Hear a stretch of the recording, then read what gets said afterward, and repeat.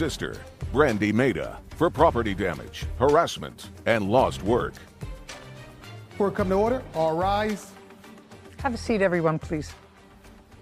Hello, Ken. Case number 2006, Nelson versus Mata. Thank you. You're welcome. Miss Nelson, this is your sister. Yes. How old are you? I am 42. 43, almost 44. Oh, so are you the only two sisters? We have some half-sisters, but yes. But you're the only two full biological sisters. Now, there came a time, Miss Maida, that you moved into your sister's home. Yes. Is this a home that you own? Yes, we built it. In what year did you move into her home? That would have been 2018. Who else lives in the house from your family? My disabled mother, my husband, and my child.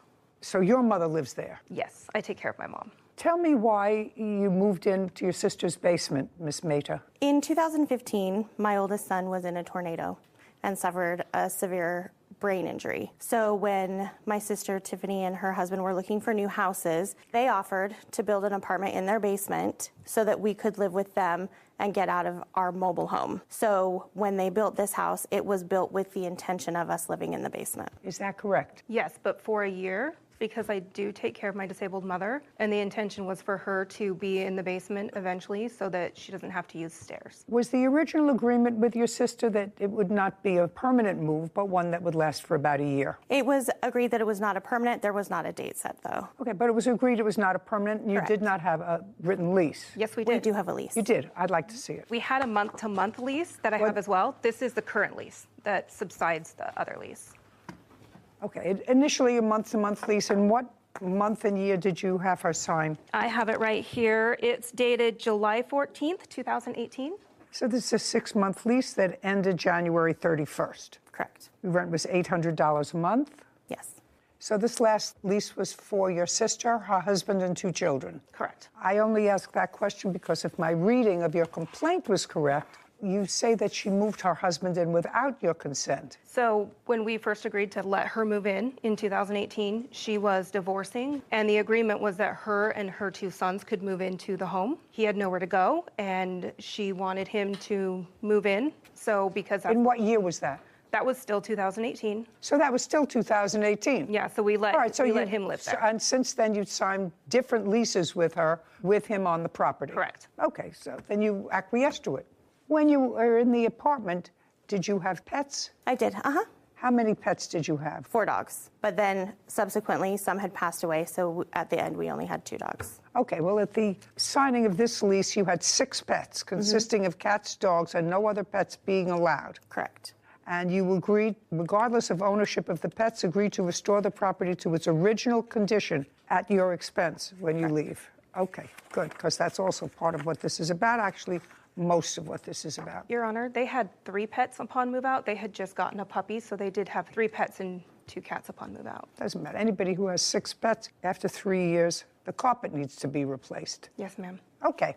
Now, your sister began to move out when? In what month? She moved out on the 1st of February, 2022. Pursuant to your agreement. Correct. And it is your claim that she left the premises in condition that required you to spend close to $10,000 to put it back into shape. $6,500 Okay. for the basement damages. I'd like to see photographs of what it looked like because we know it was brand new when you moved in because the house was just Those are built. all- So we know that it's new.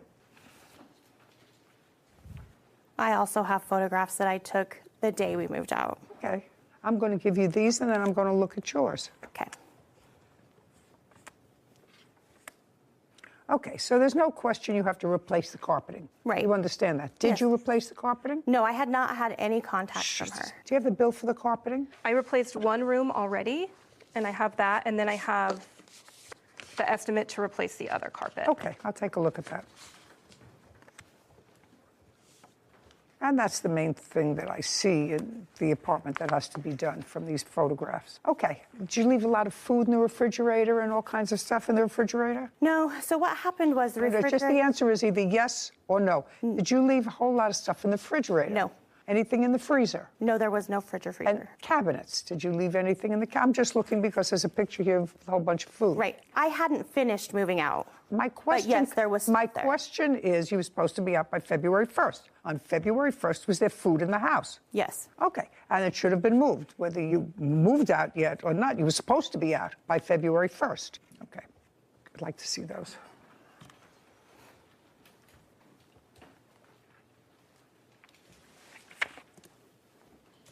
So you replaced the carpet in what room? One of the bedrooms, so my mom could move down there so she could not use stairs. Okay. Sarah, add these two figures and have them for me, please. And I don't know what this is a photograph of. So the bags that were left in the home, there was ice cream that was left in those bags, and it had leaked on my flooring, and we moved it outside, and that is the rotted food from the bags. Okay, do you know how that happened? I don't. I haven't seen that. Okay. May I see photographs, please, that you took on the day you moved out? Yes. I have that total, Judge. $4,129. $4,121? 29 29. and 21 cents. Thank you. Is this after the carpet was taken out? Yes. Kevin, can I please see the photographs that she took?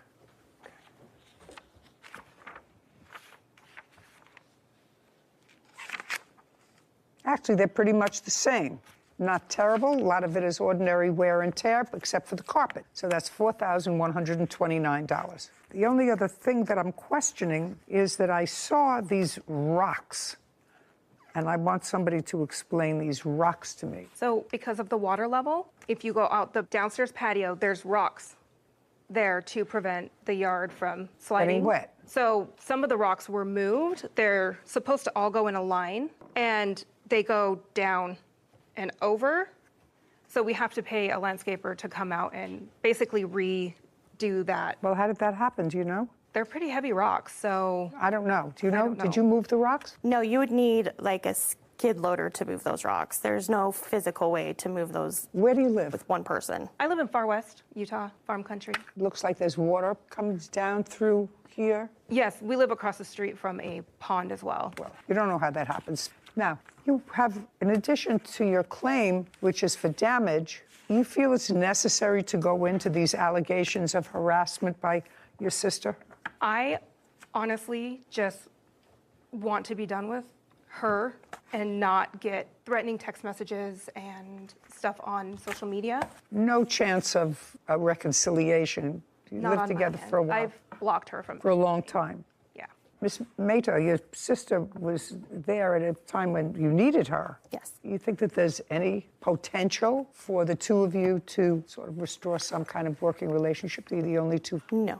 This No. is the funeral of our All relationship. right, not my job. That's a job for another professional. Okay, you have a counterclaim. Yes. And your counterclaim, just as she's not going into harassment, I'm not going into anything that involves the harassment.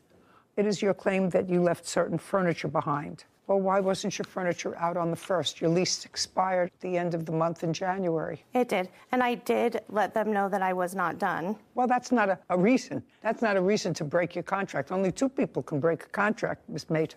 The two people are the same two people that signed it. You signed a contract that said you would be out on a certain date. You weren't out on a certain date. The fact that you notified her that you're changing the terms of the contract unless she agreed to it, then you should have had your stuff out by the 31st. Why didn't you? Because she had made it very difficult during my moving process. There was a lot of, like I said, harassment and stuff that happened during that moving process. She called the police on the people that were helping me. She made it very difficult to get it done. There was no way that I could get it done on Let's that get day. back to call the police.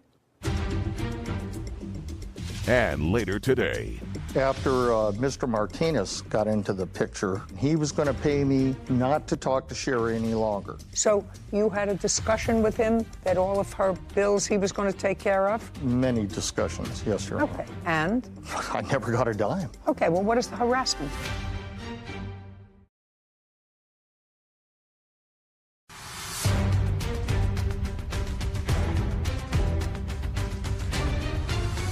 Tiffany Nelson claims her sister, Brandy Mehta, owes for property damage after living in her basement.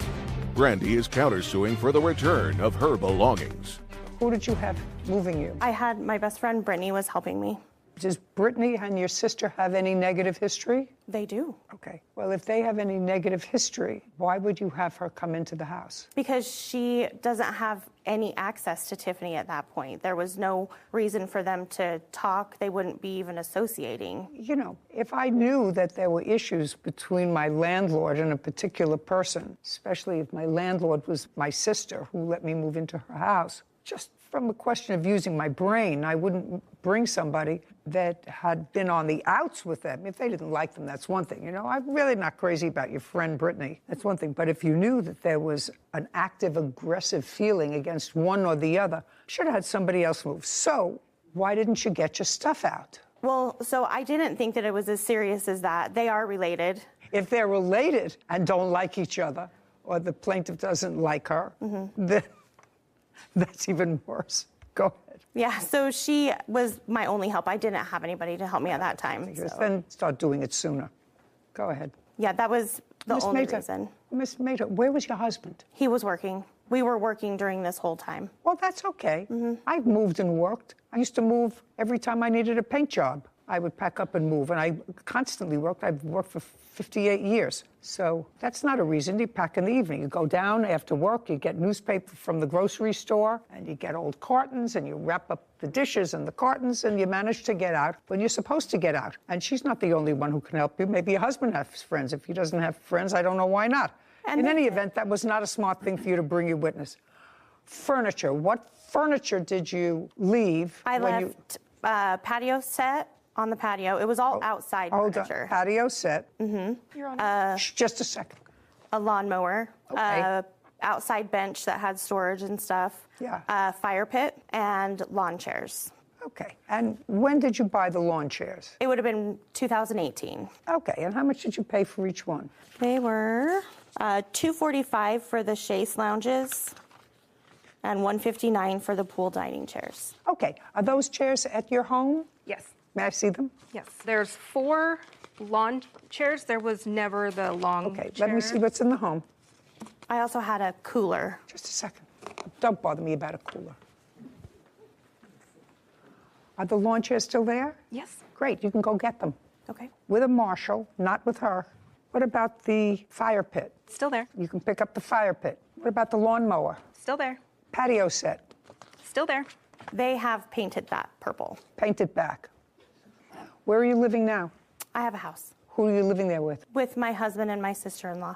She's living with you? Mm-hmm. She's paying, it's not an answer, yes. Yes. She's paying you rent? No. Why not? My husband's mother, their mother passed away, and she needed to be closer to family, so she's just living with us as family. Okay, you're going to get all the property back that you say you left there. Okay. And you can do that within 5 days on notice to the plaintiff with a marshal. Just give him a copy of the order that will give you inside. Okay. With regard to the renovation of the house, she has to put the house in reasonable condition. Most of these other pictures demonstrate some wear and tear that you would have to do. Painting and plastering after 3.5 years, but the carpeting had to be replaced, $4,129. Judgment for the plaintiff. Thank you very much. We're finished. This court is adjourned. I'm happy with her decision. I just wanted to fix my basement and move on with my life. I mean, it is what it is. There's nothing to do. You know, I think we were both at fault. Go back home, fix my house, and honestly have nothing to do with her again. If she had come and talked to me like a normal person, we could have figured this out without this. No, I'm completely done. I would like to not be inappropriate, but she's just not a good person. You know, I think that the two sisters had the best of intentions. Didn't you get that feeling? I did. From moving in and knowing you have a designated place at a time of need, that she was going to design the basement for you to live in, although not permanently, I thought it was going to go in a good direction. And I'm sure that the plaintiff's mother, who lives with her, is sad that she doesn't get to see her other daughter probably as frequently as she would like, because they lived together in the same home, evidently, for a very long time. Yeah. Very bad. There's always collateral damage when people don't get along. True. Case number 2039, Mormon versus Strauss. All party, please step forward. Derek Mormon is suing his former friend, Sherry Strauss, for car repairs and harassment. Mr. Mormon, The defendant was a friend of yours. Yes, ma'am. A casual friend, a romantic friend? Maybe both, a casual romantic friend. How long do you know her? 14 years at least, probably closer to 15, yeah. Were you ever together as a couple? No, ma'am.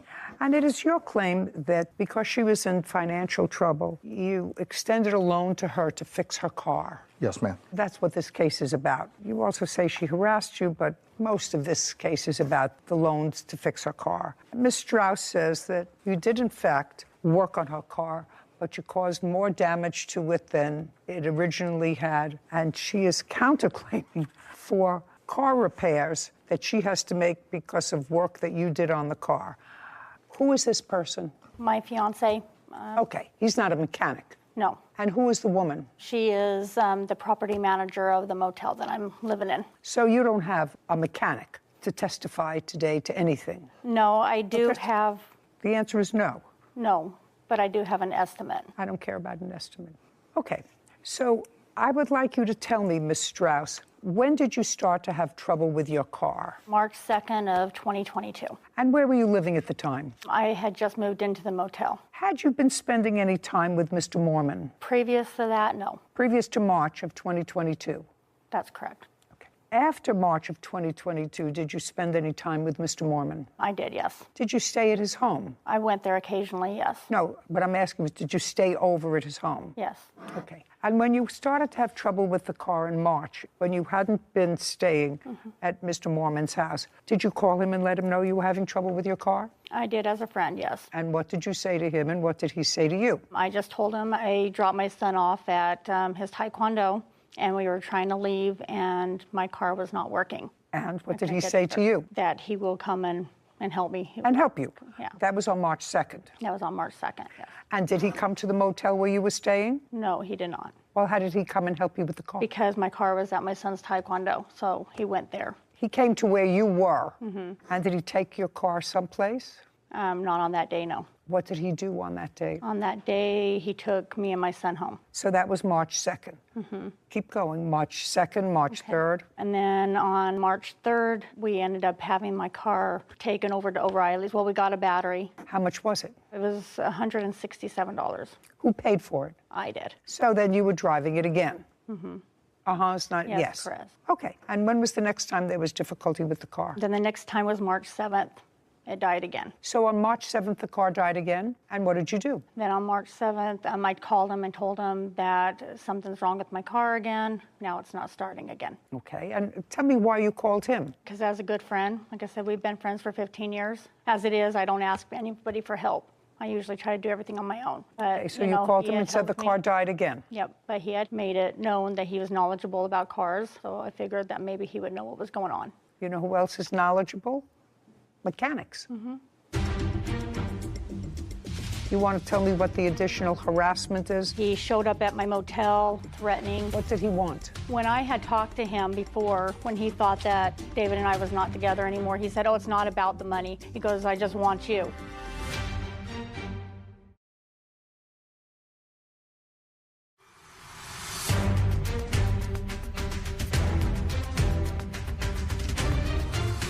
Derek Mormon says his former friend Sherry Strauss owes for car repairs. Sherry is countersuing, claiming Derek damaged her car, trying to fix it. Okay, so on the 7th, you called him again and said, I'm having trouble. What did he do? Then on the 7th, I had to go to work, so I had another friend take me to work. He came and picked me up from work, and we took my car back over to O'Reilly's, took the battery out, had them test it. The battery had been drained. Figured it was the alternator, got the alternator. He put the alternator in. Who paid for all of these repairs? That's what it's about. That's I what paid this case for is. them. So what is he suing for? Because later on, my brakes and rotors went out and I got a flat tire. So at that time, yes, I did call him and let him know. On what date was that? That was on April 16th of 2022. Okay. Well, right now it's gone on the fritz on the 2nd, the 7th, and April 16th. So that's a lot of aggravation. So on April 16th fiasco with the car and the repairs, how much was that? $234. Who paid for that? He said that he would pay for it. He originally told me that his mechanic would allow me to make payments. And when we went to go pick it up on April 22nd, found out that that was not the case. Okay, so he wasn't going to allow you to make payments, No. which mechanics usually don't. So how much was the bill? So the bill was $567.91. And he paid for that because they wouldn't let you make payments? He paid for that because he knew I was... No, gonna have not to he bond. knew. You were originally going to pay for that and make payments. Yeah, I was Just a gonna make second. payments. You were originally going to pay for it and make payments.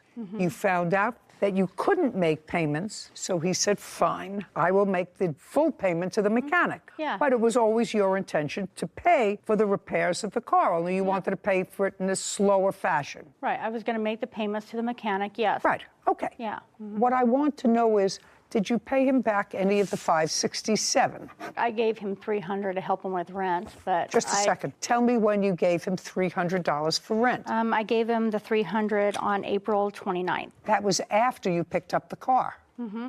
Is not an answer. Yes, ma'am. Did she give you $300 for rent? No, Your Honor, I don't need anybody to help me pay my rent. Do you have any proof that you gave him $300 for rent, a withdrawal from a bank, or anything? No, I don't, Your Honor. Okay, so far you owe $567. Is that what you paid for her in April? No, Your Honor, I paid $674.76. May I see it, please? Yes, ma'am.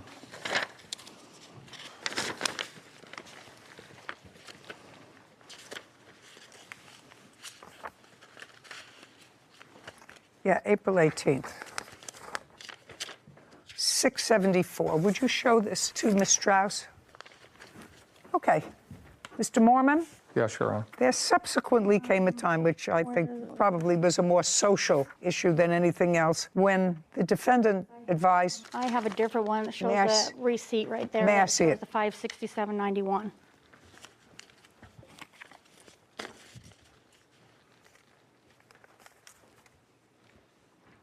Well, I actually am not understanding this. He paid for this with his Visa card. Is that right? That's correct. Could you explain this to me?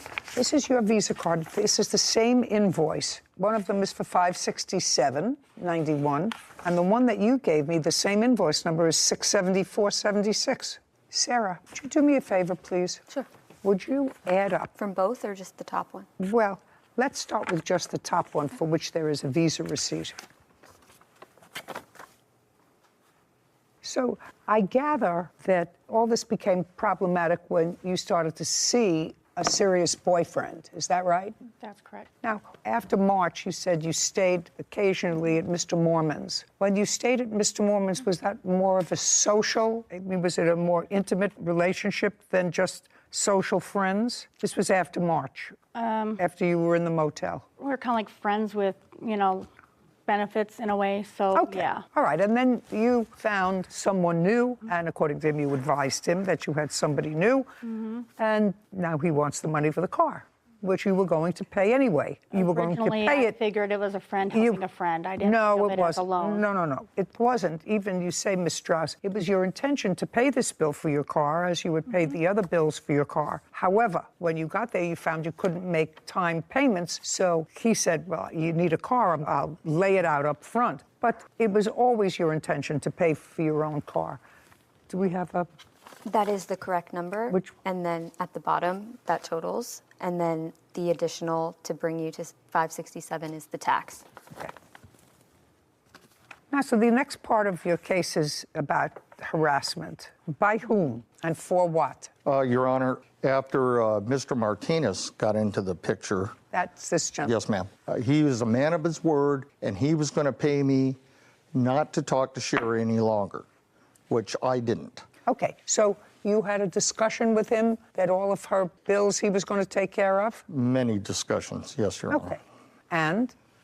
I never got a dime. Okay, well, what is the harassment? Text messages, my witness here, Miss Montoya, No, just a second. Okay. Text messages what? just saying, hey, leave her alone, which is Okay, fine. that's all right. That's not Yeah, harassment. I don't have a problem with that. Okay, fine. But it was, hey, I'm going to pay you. I'm a man of my word. Okay, well, that you're not Where's my suing him, money? so who cares about that? Yeah. She owes you $567. That's what you put on your visa. Now, let's get to your money owed for car repairs and harassment. Okay. Now, you don't have a mechanic here, so what your claim is that whatever he did to the car, he didn't do well. So you had to take the car, or you're going to have to take the car to another mechanic. I don't care. You would plan to fix this car yourself. The problem was with payments. If you had to make additional repairs to the car, that's not his problem. Okay, now you want to tell me what the additional harassment is?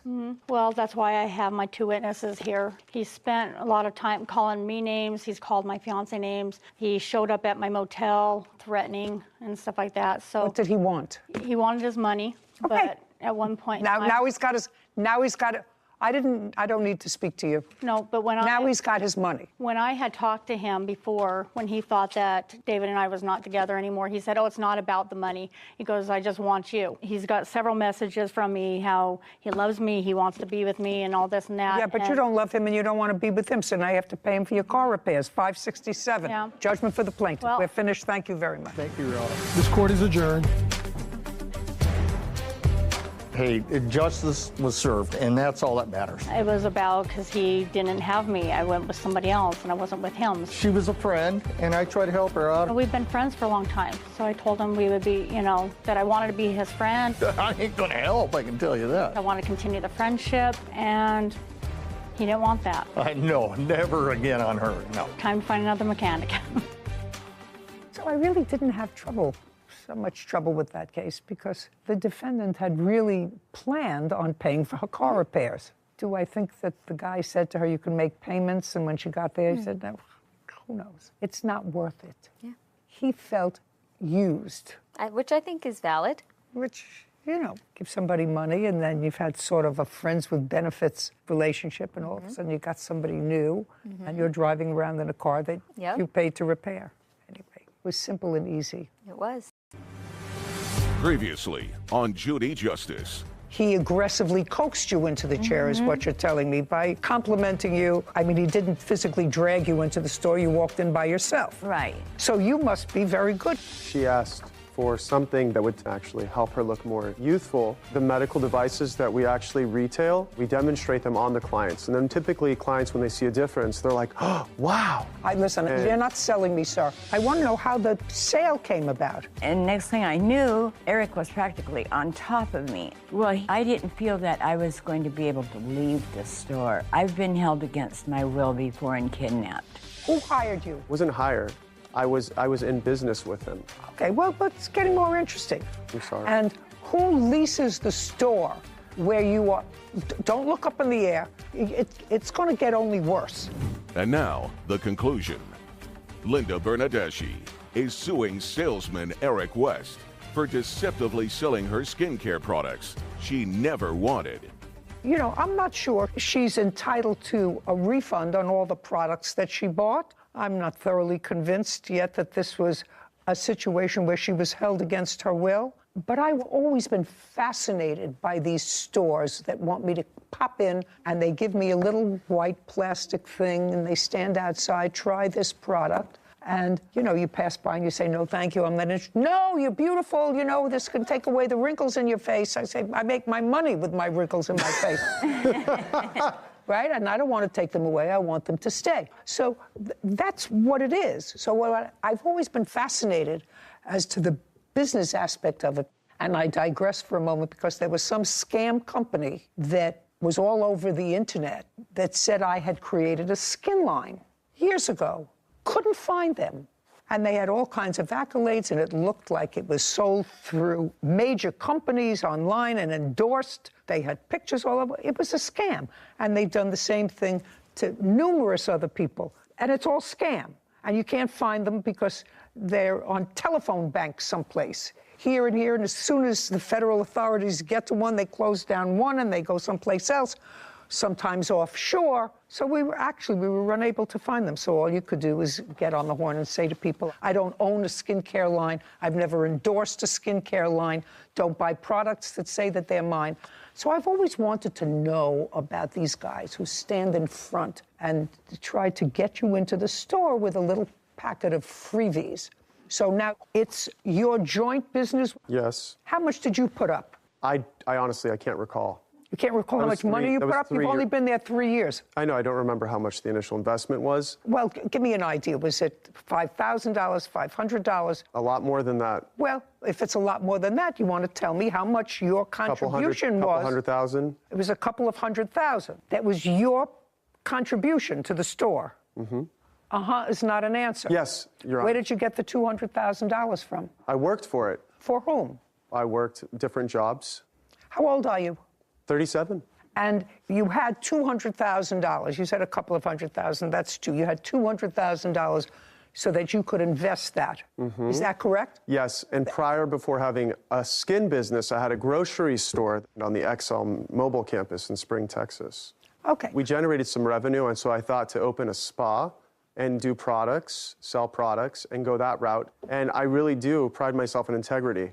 I literally, every client that walks in, and I'm not just saying that. So if you pride yourself in integrity, and within a few days of being in your store and selling this lady who had absolutely no intention of going shopping that day, an $8,000 beauty wand that's going to make her look like she's 30, she says, listen, I made a big mistake. I don't want this product. I want to bring it back. Let's say I keep the creams, but this was $8,000, and I don't have that. Why don't you take it back? Your Honor. That's a question, Mr. West. If you pride yourself on integrity. I'm explaining. She came back way past the allotted time. What's the allotted time? We have a 14-day in-store exchange only for in-store credit policy when you purchase a product. She told me that she was using her husband's credit card. Now I'm coming to find out that it's her roommate or guy that she's living with. I don't know the whole story, but I can tell you that the whole interaction with her was extremely professional. There was no aggression. I just asked you why. Now you have a lady who I've met, actually. Yes. Just here. And she gets home and she said, my God, what did I do? How did I get this? A lot of fast talking here and a lot going on. And now I'm walking out with almost $10,000 worth of product. And I was going to buy a lipstick. And she says to you, I want to return this wand thing, whatever it is, for $8,000. And if what you're saying is you run a reputable business and you're busy and you've had enough money to put down $200,000 in this business, by the way, you do file taxes every year, don't you? Yeah. When was the last time you filed income tax returns? What year? This year. How much did you earn? $173,000. From this business? From different businesses, but yes. Are you in this location all the time? Yes, typically in that location, yes. When you're typically not in that location, where are you? Florida. Where? Miami. What do you do in Miami? What most people do, sit on the beach. Well, how often do you work? Pretty much almost every month. And I take my weekends and I fly and spend 3 days and then work. In Miami? Yeah. You go from California to Miami. Great. And she paid how much for all of that stuff? Nothing. She only bought one eye cream. That was the initial. Just a second. How much was the eye cream? It was $600, I believe. I have never, ever in my life spent $600 on eye cream.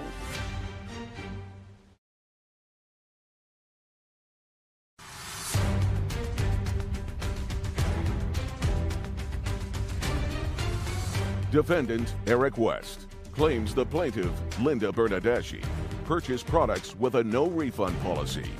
Linda felt she could not leave unless she bought the items. So you still haven't answered my question. She comes into you within a relatively short period of time after she purchased all this product. She said, I don't have the money. I have to return this piece of equipment. And you said that she... Oh, sorry, I Go apologize. ahead. She said that she found the products cheaper online a week and a half to 2 weeks later. She was upset. Just a second. Did you call and say you found the products cheaper online? Yes, but it wasn't that. It wasn't 2 weeks later. How much later? A week at the most. Oh, which products did you find cheaper? The wand. I couldn't find the other products at all. Okay, but you said you found the wand cheaper. Is that what you told him? Yes. Now, you looked for the wand. You had to go on, like Sarah does, on the machine. Right. And look for it. And now I have to assume, Ms. Bernadeschi, I have to assume that if you went online to look at it, you tried it, because that makes sense. I want you to be very careful with your answer and not give me an answer that you think is going to help your case. But if I took the trouble to go online to try to find something, it would mean because I liked the product. So I would have tried it. Yeah. Did you use the wand? No, I have not. It's still in its original packaging. There's no way it could be opened and sealed back up. There's no way. I looked online because I wanted to see how much I got ripped off for. Okay. And when you went online, how much did you find it for? $597, I believe. The same thing? Can I see what you found for $597? Kind of. Do you know what she's talking about? I know that when you go and you buy a Cartier ring from Cartier, you can get it online for a cheaper price. Listen to me, sir. It's not what I'm talking about. Okay, sorry. My apologies. Mr. West. I see what she's talking about. It's a very similar looking device listed for $575 from a different store. Yeah. This is the initial one that I showed you for that amount. That's what the defendant handed us a copy of.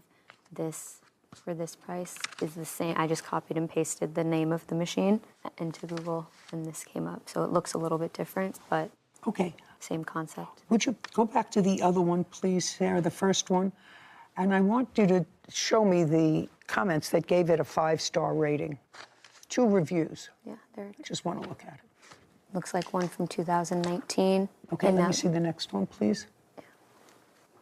And now that I'm reading it, this looks as if it's for a different device. This says electrobionic. So the review that's listed here looks to be for a different device. A different product. Yeah. Okay. No, she found it. Okay. She found it for me. Sorry. She found it for me, a different color, whatever. Anyway, so you called him about a week later. Yes. You called him about a week later and said, I found it cheaper. Yes. And what did he say to you? He said, well, I can't give you a refund. He said that would have to be up to corporate. So I'll have to get a hold of them and get back with you. Well, he never did. Taking what you say is true. You called him a week later and said, I found this very expensive product. The other thing were facial creams and potions and lotions, whatever. I'm not so concerned about those. I'm concerned about this $8,000 item. So you called and said to him, with regard to the $8,000 item, I found it cheaper. I don't think I told him that, no. Okay. Now let me read the police report.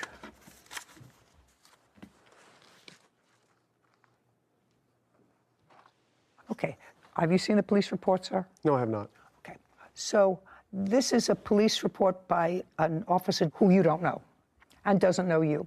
What happened was, on the 8th of March, he received a dispatch to go to a location because the plaintiff had complained that she felt on the 21st of February that she couldn't leave the store, and she spent over $9,000 at the store. So he went to see her because the case was a false imprisonment case. And it said, while officer was en route, he asked his dispatch if there was any history involving your location. And it said there were 2 previous incidents involving your store. You're aware of that? Yes, Your Honor. Yes. And he read the papers of the events. There were 2 different complaints, 2 different complainants that were very similar that were reported by this plaintiff. Said that the other 2 victims were lured into the store and they felt as if they were not able to leave until they purchased products. One of the reports stated that the victim had spent over $100,000 on recurring charges and products that she didn't want. So, in a very small area, there's a little history there. I'm reading you what the complaints are, sir. Do you understand? Absolutely. Okay, let me finish. Okay, so the next day, on February 22nd, you said you wanted a refund for the device. This is what you say, not for the creams, not for anything else, just for the device. Yes. Okay. Your Honor, she didn't pay for the creams. She paid for 1 cream out of all the creams that she got. Whatever. Okay. But that's not where you made your money. No, I know. It's on the machine. That's not where you made your money, is on the lotions and potions. Okay, suspect 2, that was you, told he was unable to give her a refund and would have to be done by corporate. Were you the one who told her that? I spoke to her. That's No, I either a did not yes or say a no. that. No, I did not say that. Tell me what you said.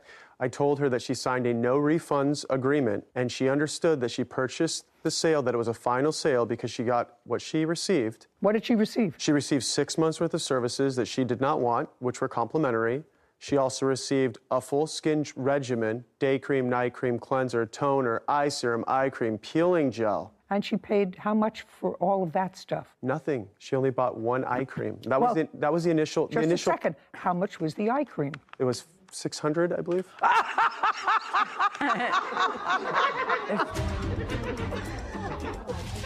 Do you still run that place when you're not sunning in Miami? No, and those are the only. Just a second.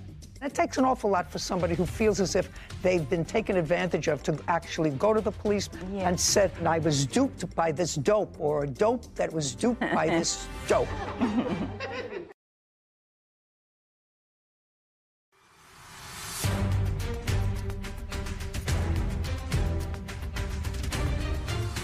Defendant Eric West claims the plaintiff, Linda Bernadeschi, purchased products with a no-refund policy. Linda felt she could not leave unless she bought the items. The eye cream was $600. Okay. All right. Mr. West, I'm not going to waste any more time with this case. You're going to get your $8,000 back when Mr. West gets back his sealed wand. Do you understand? Yes. If it's been opened... It hasn't. If it's been opened, it belongs to you. Do you understand? Yes. If it's been opened and it came in a sealed package, it belongs to you. As soon as Mr. West receives, you're still in the same location?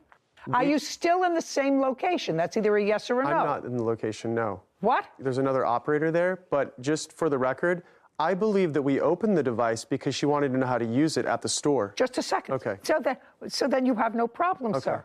Do you understand? Yes. Unless she can return the item to you sealed, because she says it's sealed, and there's no way that it could have been opened. That's what she told me. If she opened it, that means she tried it. And if she tried it, it belongs to you. Do you understand? Yes. So within 5 days, he gets the product back.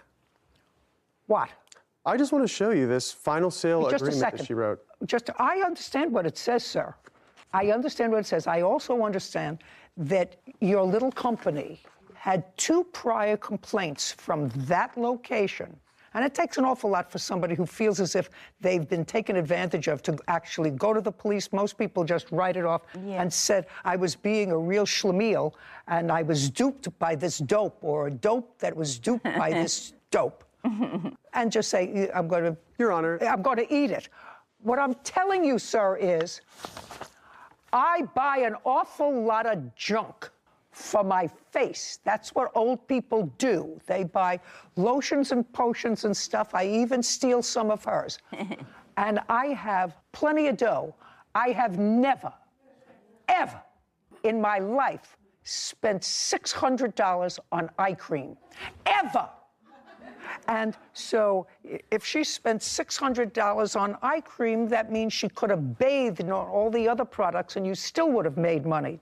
She is going to get her money back for this worthless piece of accessory, because it's worthless to her because she hasn't used it and she doesn't want it. And she's going to get it back from you when she produces the sealed package. That's it. And you're her witness? Yes. Do you live close by to this shop? Yes. Do you still run that place when you're not sunning in Miami? No, and those are the only... Just a second. The answer is no. What happened to that business at that location? There's another operator coming in, and our contract ended recently. So there's another company coming in to run it. Sounds like such a Ponzi scheme. The whole thing sounds like such a Ponzi scheme. No, it's called COVID. Judgment for the plaintiff in the amount of $8,000 when she produces the sealed item. Thank you very much. We're done here. This court is adjourned. This woman clearly had a bad episode of buyer's remorse, was emotionally unstable, used somebody else's credit cards that claims to be her husband, and God only knows what other kind of schemes she's trying to pull. Well, I think the judge made a very sound decision because the guy is a total fraud. She actually took advantage of me and took my time for 3.5, almost 4 hours, asking me, what is this? How does this work? What is this? How does that work? And I literally used all these products that she purchased and got to see results from that she was happy with when she left. Absolutely manipulated me, went out of his way to manipulate me. Well, she opened it in the store, so if she does return it, she'll have to seal it again with some kind of plastic sealer like they use like for those old VHS tapes when they used to seal them after you watched them from Hollywood Video.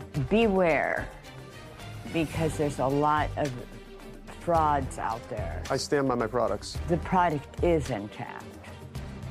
For once in my life, I am so glad that when I'm walking on the street, and we've encountered these people in our walks just around, like you said, around our neighborhood, for my resting bitch face. Because never once have they looked at me and said, she looks like an easy target for us to pull into the store. Not once. Would you give me an example of... Just, I think, living in New York City as a woman alone, taking the subway for 3 years. I want you to look at me. No, I can't recreate it. You know it when you see it. You know it when you see it. I'm sure it's on one of our episodes. But I just am so disgusted with people like that know exactly what they're doing. He suns himself in Miami on the weekends, all on the backs of these poor older people who feel pressured, and maybe like she was saying, she lives with someone who's a recluse, who I'm sure she doesn't speak to that many people, and that's the whole scam. And I just feel so terrible that this guy takes pride in his business that is scamming people. It looks like a little bit of a shady business that he went into for $200,000, and now somebody else took it over. And not anyone with a last name. Yeah, There's never anyone with a last name involved in these things. People have to be careful. You know, in the law, caveat emptor, let a buyer beware. That's okay. But this over-aggressive salesmanship reminds me, Sarah, of something that the Legal Aid Society, who were the defense team in family court, would argue in a closing statement in a robbery case to me. They would say to me, it's not a robbery. He was aggressively panhandling. That's what it was. It wasn't a robbery. Yeah. It was an aggressive panhandle. This is just aggressive salesmanship, is what he's saying. Well, the line crosses between aggressive salesmanship and what amounts to, at least in her case, and the case of at least 2 other people who went into that store feeling that they were uncomfortable about leaving unless they purchased something. You know, you and I are tough birds. We would, you say, well, we're leaving. Oh, really? We're not leaving until we buy something? Yeah, right. But some people can't do that. That's not in their character. Anyway, if somebody puts them out of business, another business will just pop up. Yeah. Because as, I don't know, was it W.C. Fields said, there's a sucker born every minute. I'm not a... And Trayon Dupree are suing their customer, Brianna Freeman, for rental car damage and lost wages. Court, come to order. All rise. Have a seat, everyone. Hello, Judge. Case 2174, Brown Dupree versus Freeman. Thank you. You're welcome. Okay, who's the business person? It's us. That would be you? Yes. Your name is Mr. Dupree. Mr. Dupree. You a couple? No, ma'am. It's business partners. In what business? Car rental. How do you know each other? We met from the military. So you're not a couple, you're just in business together. I just want to know. Don't both smile. I just want to know. Let's go. We're friends. Yeah, we're friends. We're friends. What? This is not going to happen for me. We're not a couple. We're friends, and we decided to go in business together. Where do you live? Houston, Texas. Where does she live? Houston, Texas. Houston, Texas. Does she live in the same place that you do? In the same home? In the same place, building? Oh, no, we don't. Who do you live with? Myself. Who does she live with? Herself. When did you meet in the military? Maybe 2021. Not really sure exactly what month. But... Now, if you're in business together, is the only business you had this one car that Yes, we was just starting. What kind of work do you do? Crane operation. Full-time? Yes. And what about you? I work at a call center. So that's your primary source of income? That's correct. Yes. And you decided to do this car rental as sort of a side gig? Yes. We had just got out the military, so we didn't have a job then. So we did it for a primary source of income. Well, you can't have one car that you rent as a primary source of income. We have our military disability check as well, so we have that. And How long were you in the military? Almost 9 years. And you? 8. Where did you serve? Norfolk, Virginia, and Mayport, Florida, Jacksonville, Florida. So you were never out of the United States? Yes, I went overseas for deployments, but never stationed. But where did you go on your deployment? Bahrain, Dubai, Greece, Italy, all over. Did you like it? Yeah, it was a great experience. Yeah, good. Yeah. What about you? Only Virginia. Only Virginia? Only Virginia. How did you become disabled in Virginia? I have no idea. I mean, you said you're on a military disability, so, I could understand if you deployed someplace else. I have no idea. You have no idea what? Why, I guess, became disabled. Just mentally, I guess. Mental. Well, you applied for a disability from the Army. You said what? What? I said mentally. Just my own curiosity. I have to see how this is going. How much is your disability benefit from the Army? $2,000. A month? It's not an answer. Yes is an answer. What about you? Same. And is your disability mental or physical? Both. Well, your physical disability doesn't inhibit you from being a crane operator. No, not really. Great.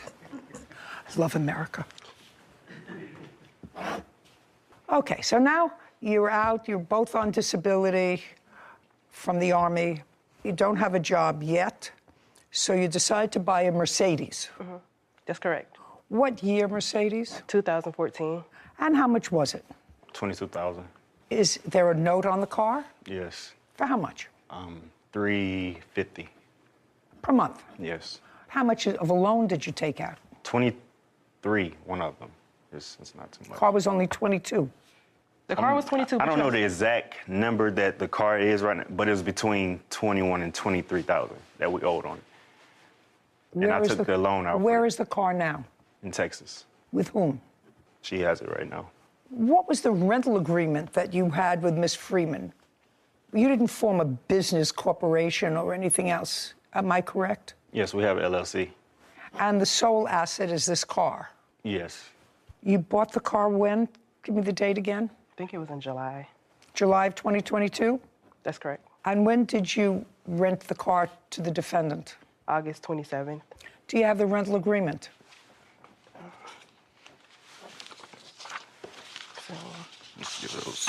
I don't have the original agreement because it was in my car that was stolen, but I made her take a picture with her driver's license and send it to me. So this is a copy, and this is before she signed it. And I have after I signed. It's literally the same thing. Yes. And so you know let her talk.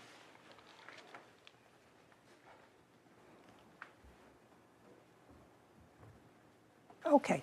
What I'd like you to do is take a look at this, Ms. Freeman, and tell me if you have it. It's the same. Yes, what she ma'am. had. Okay. And this is the entire agreement. Is that correct? Yes, ma'am. Okay. I don't know why you're arguing. It doesn't appear, madam, it doesn't appear as if you are losing this case. So I don't know why you feel compelled to make it hostile.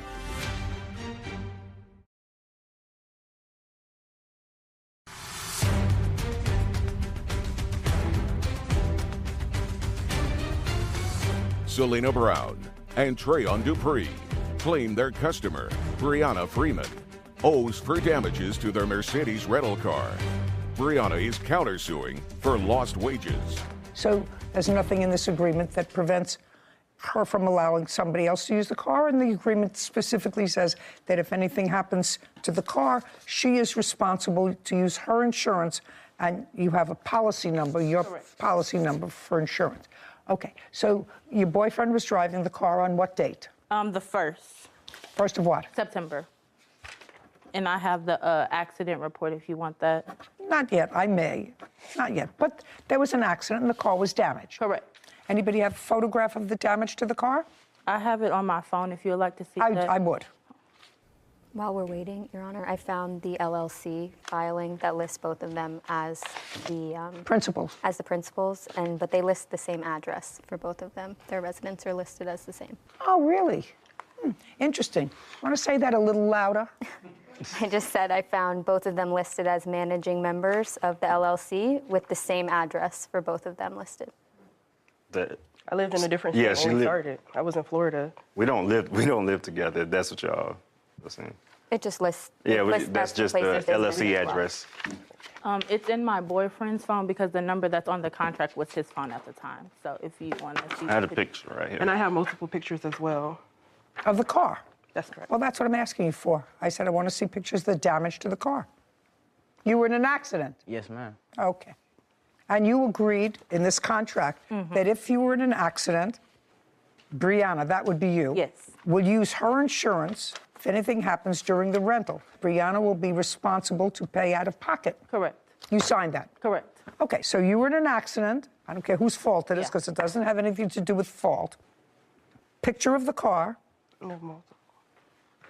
It's another paper picture. It's a couple pictures, so you can just check as well.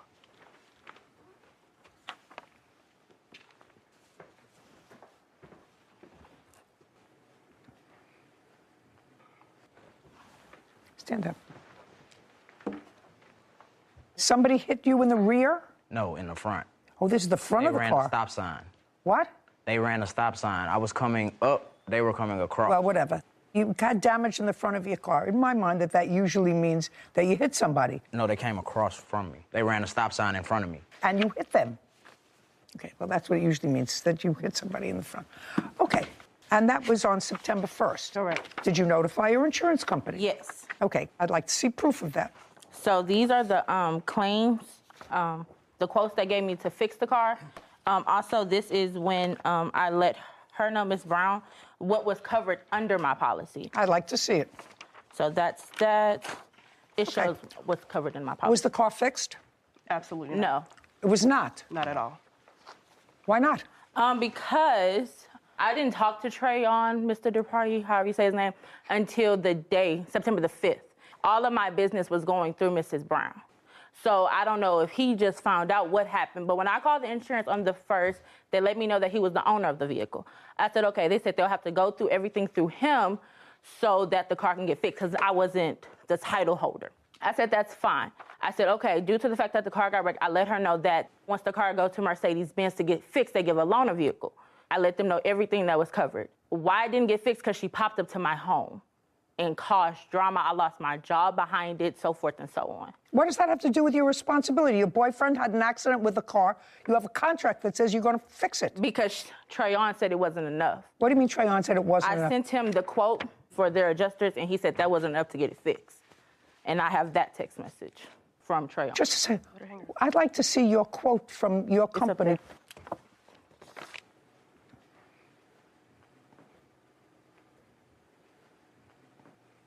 Where did you take the car for them to send an adjuster to take a look at the car? I had to take pictures of the car and upload it to the app they sent me, and that's how they got those quotes. They have an estimate here of $3,000. Did you get an estimate to fix the car? Yes, we got an estimate. I'd like to see it. In person. In person. That was just the picture, and when I Okay, got it. May I interject a little bit? Because Brianna kind of lying, and she raised her right hand. So Brianna didn't notify us that the car was wrecked until September 3rd. She told us that she was in the hospital with her dying father. Listen to me. I don't care. She lied about I don't care. She lied about how the car got wrecked. I don't care. It doesn't matter how the car got wrecked. She has an obligation to fix it. She has an obligation to fix it. And to be quite honest with you, this is a Mercedes, and this car can't be fixed for $2,900.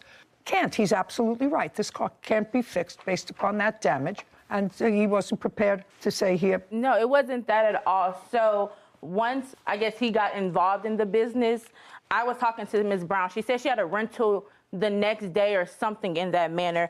And I said, okay, well, let me find a Mercedes-Benz that can actually get your car in so you can get this loaner car for you to rent your car out. Also, in the midst of that, I was going to pay for the rental that she had that was so much wanted to cancel on her. So I said, okay, Mercedes has a loaner car and can accept your car at the time. Well, they couldn't fix this car for $2,900. So that's what they gave me, and they said that if it went to a Mercedes-Benz shop, they will honor that. I don't know that at all. That's what they told me. I don't care. But regardless of the price of getting the car fixed, I was going to pay because I know that we was at fault for it. Quote, unquote, it was my contract that I signed. Okay. That wasn't an issue.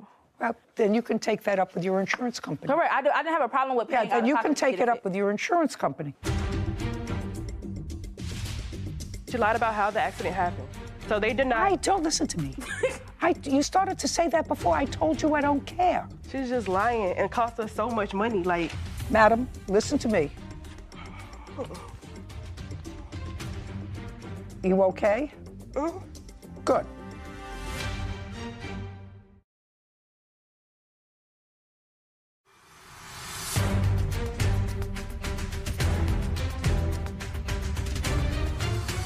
Selena Brown and Trayon Dupree have accused their customer, Brianna Freeman, of damaging their Mercedes rental car after her boyfriend was in an accident. He has an estimate that looks like a pretty legitimate estimate.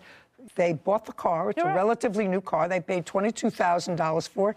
Your boyfriend wrecked it, and he has an estimate, which looks reasonable, for $8,000 to fix it. And if your insurance company is dragging their heels and not paying what they should, you take that up with your insurance company. I never got that quote, by the way. Which quote? The quote that the $8,000. I never got that. Well, I'm going to show it to you. Oh, it's probably be true. $8,319. Her insurance denied it because she lied. She lied about how the accident happened. So they denied. Hey, don't listen to me. You started to say that before. I told you I don't care. My insurance. Just a second. Your insurance what? Never denied the claim. I have proof. I talked to him. I have proof. I have the email where he said they denied it because. They definitely denied it. Because I told them to stop because she popped up at my house. Because she lied about the accident. Because we tried to get it through our insurance as well. I don't know why you're arguing. It doesn't appear, madam, it doesn't appear as if you are losing this case. So I don't know why you feel compelled to make it hostile. I don't understand why. She's just lying and cost us so much money. Like, madam, listen to me. We're all told.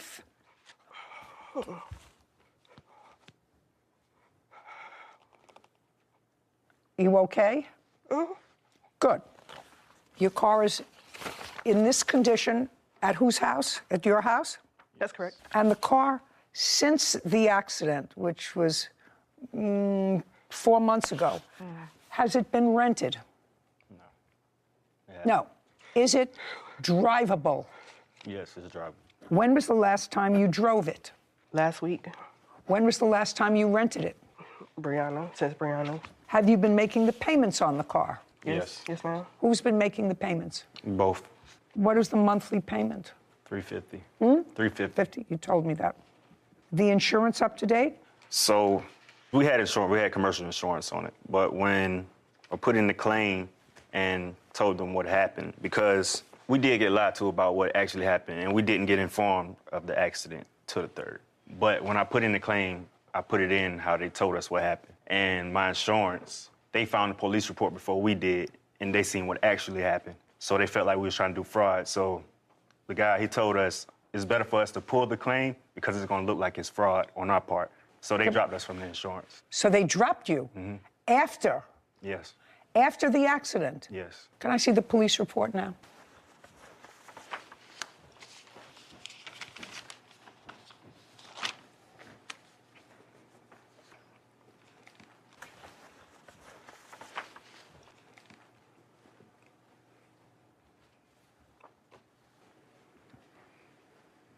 Well, this police report indicates that the other person was at fault. That was my... Oh, sorry. Am I wrong about that? No, ma'am. No, then don't speak. This police report, did you see it? Yes. Got it right here. I'd like to see what you have. This police report clearly says that Unit 1, which was the woman, ran a stop sign. That's what it says. Why would your insurance company drop you? Because we gave the story that she told us, so it looks like we're doing fraud. Yeah. And basically, ignorance isn't an excuse for them, so. Actually, that's pretty outrageous.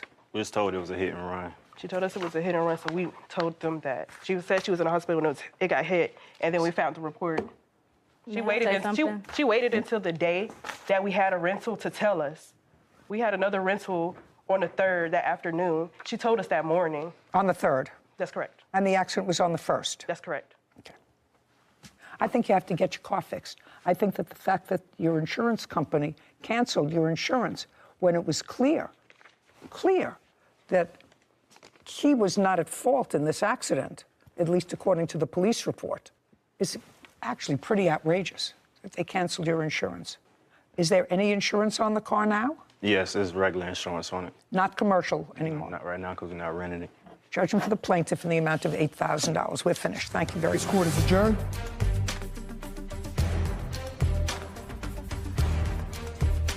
I'm glad we won and everything. I felt like, we deserved more than we got, but at the end of the day, we won the case.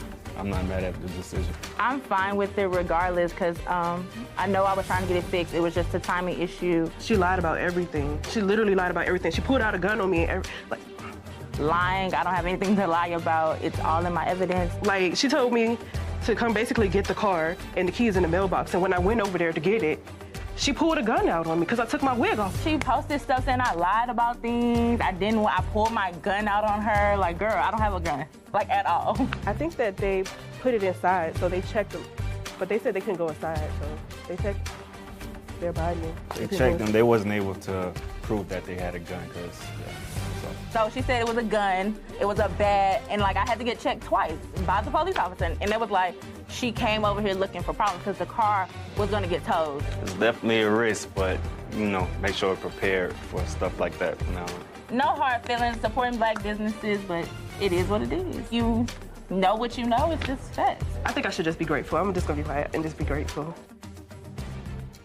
I'm sitting here trying to think of what the takeaway is on this case, and I can't think of the takeaway. I mean, I'm having a hard time as well, but I think accountability and responsibility could be a good one. The defendant knows what she signed, that any damage to the car from her boyfriend, her, anyone while the car was in her possession is on her. But what we see a lot of is emotional issues come into play when people know their responsibility, but then there's an emotional issue. She came to my job, she harassed me, she came to my house and yelled at me, whatever it is. And they think they can use that as a justification to get out of their accountability. And although I'm not promoting going to someone's house for some self-help, that's not a reason for you not to follow through on your responsibility. On your contractual responsibility. Yes. Which she was clearly aware of. So maybe that. That's the take. Is suing her homebuyer, Dante Zarzosa, for an unlawful eviction, extortion, and emotional distress. Court come to order. All rise. Have a seat, please. Hello, Judge. Case 2156, Heckendorf versus Zarzosa. Thank you. You're welcome. Miss Heckendorf, who is this gentleman? This was an attorney I hired in Mexico, kind of in the middle of the night when... He's an attorney? In Mexico. Okay. And my witness. Okay. So, trying to piece this complaint and answer together, you purchased a home from Mr. Zarzosa? No, Your Honor. He purchased a home from you? Yes, ma'am. Okay, got it. He purchased a home from you in Mexico? Yes. Where in Mexico? About 5 miles north of Rosarito, maybe 10 miles south of the border. How long have you owned the home? I owned the home about 5 years. How much did you pay for it? When I bought it was $180. How much did Mr. Zarzosa pay for the house? $245. On what date did he purchase the house? February the 9th. Were you present at the closing of the house? I was. When you closed on the house on February 9th, how much money did you receive? I was supposed to receive... No. You were supposed to receive $245,000. How much did you receive? I received a cashier's check for $15,000. 15? $15,000. I received cash, $4,500. And I received the next day through a wire transfer 4.6 million pesos or something like that.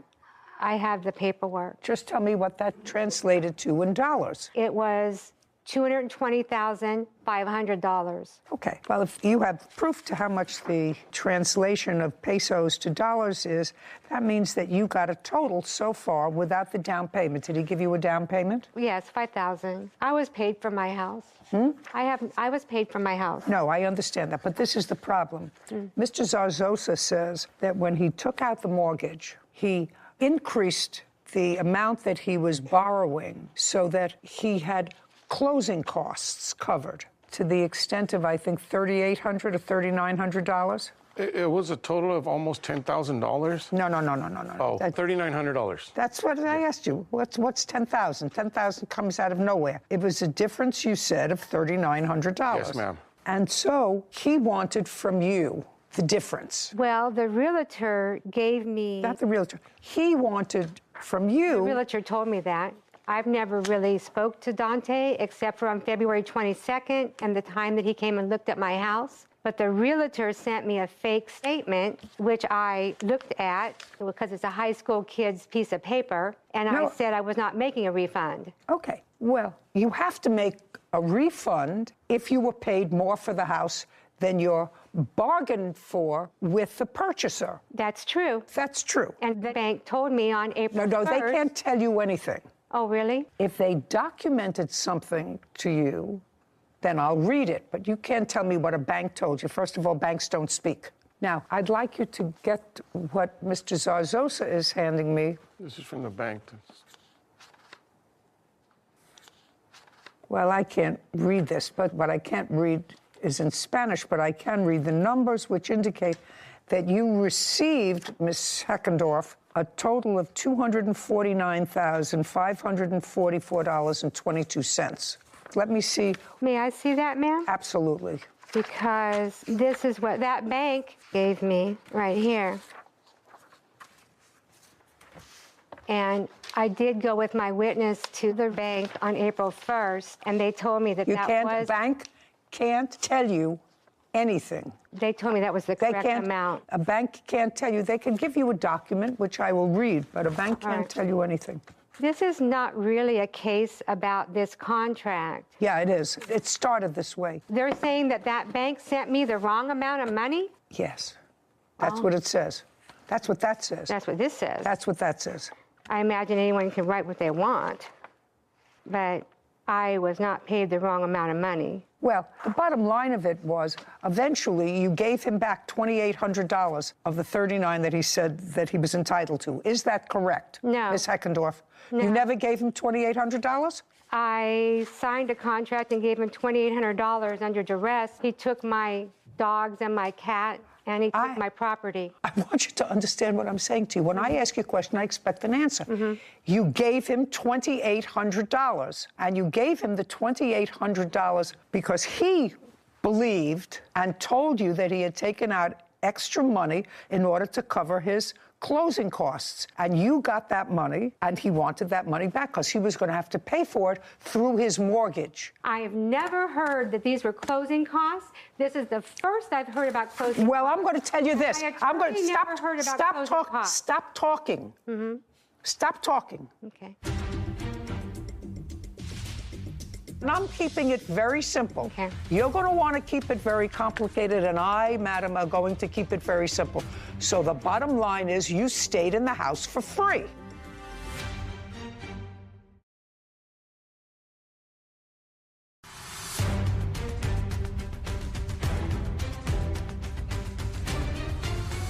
Karen Heckendorf claims her homebuyer, Dante Zarzosa, extorted money by keeping her pets in property.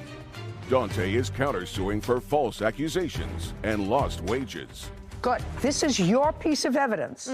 Your piece of evidence says that you got $249,544.22. No. That's what it says. No, it doesn't. Okay, that's what it says. You gave him $2,800. He wanted $3,900. You gave him $2,800. What you're suing him for He also wanted I'm going $2,500. to dismiss your case. Okay. It's just as easy for me to send you back to Mexico. Once you closed on this house, according to what I looked at, Ms. Heckendorf, you asked if you could stay in the house because your new house wasn't ready to close escrow. Is that correct? That's a yes or a no? Yes. And so you closed the house on February 9th, and he allowed you to stay in the house. When were you supposed to vacate the house? March the 1st. I paid $2,000. That's a date, March 1st. And between February 9th and March 1st, how much did you pay him in rent? I gave him the money from the casita. Just a second. Yes. That's an amount between February 9th and March 1st. $2,370. So that was a month's rent. Is that what you received? No, Your Honor. How much did she pay you in rent between February 9th and when she was supposed to vacate March 1st? She would have paid you rent in advance. Nothing. Show me proof that you paid him anything for rent on February 9th.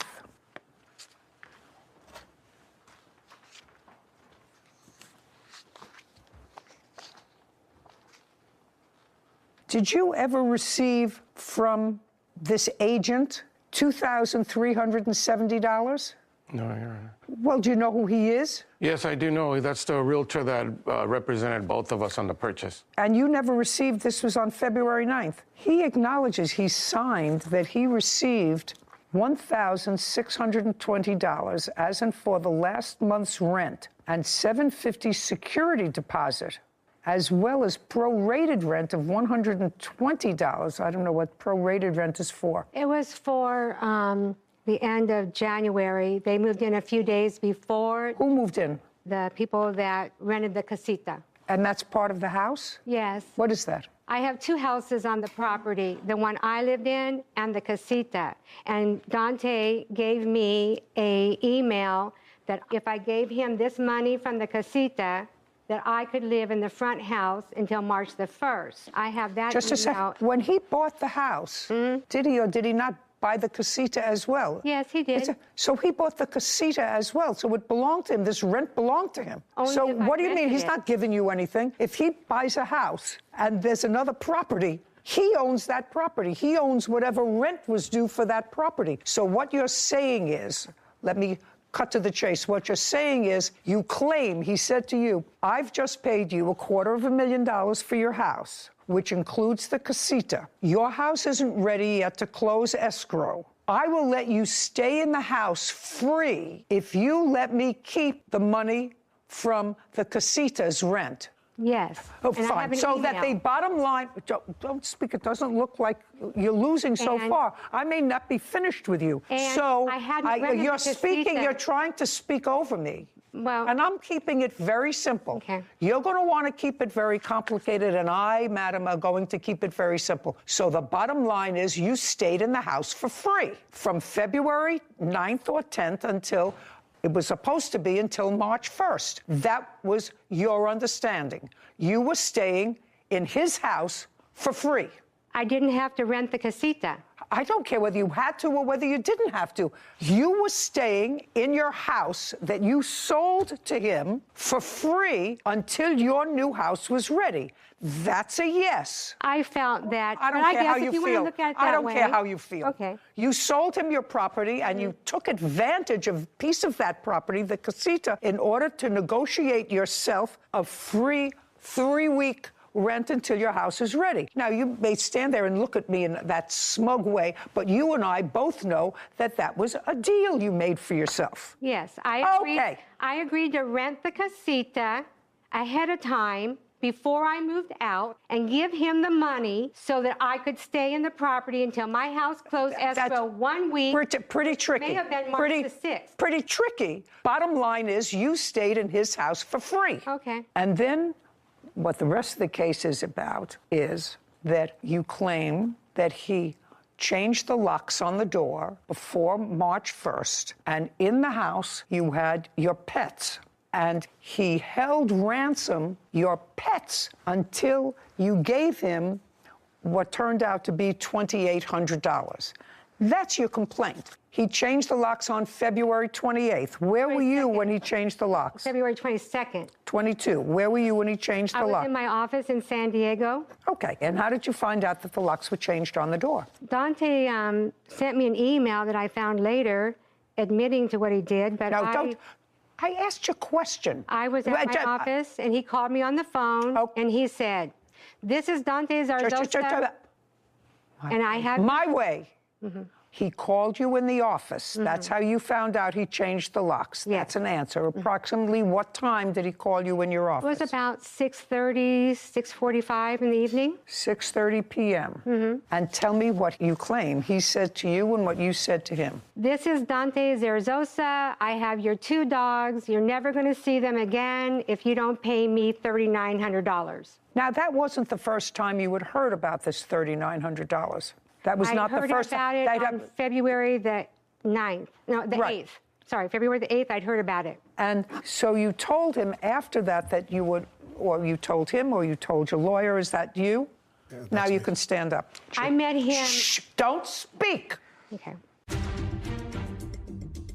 On what date did you get your pets back? Well, I didn't actually get them. My friends went and begged for the animals. Don't tell me what they did. They gave them to, and they gave them to my... Stop it, please. Sit. Yeah.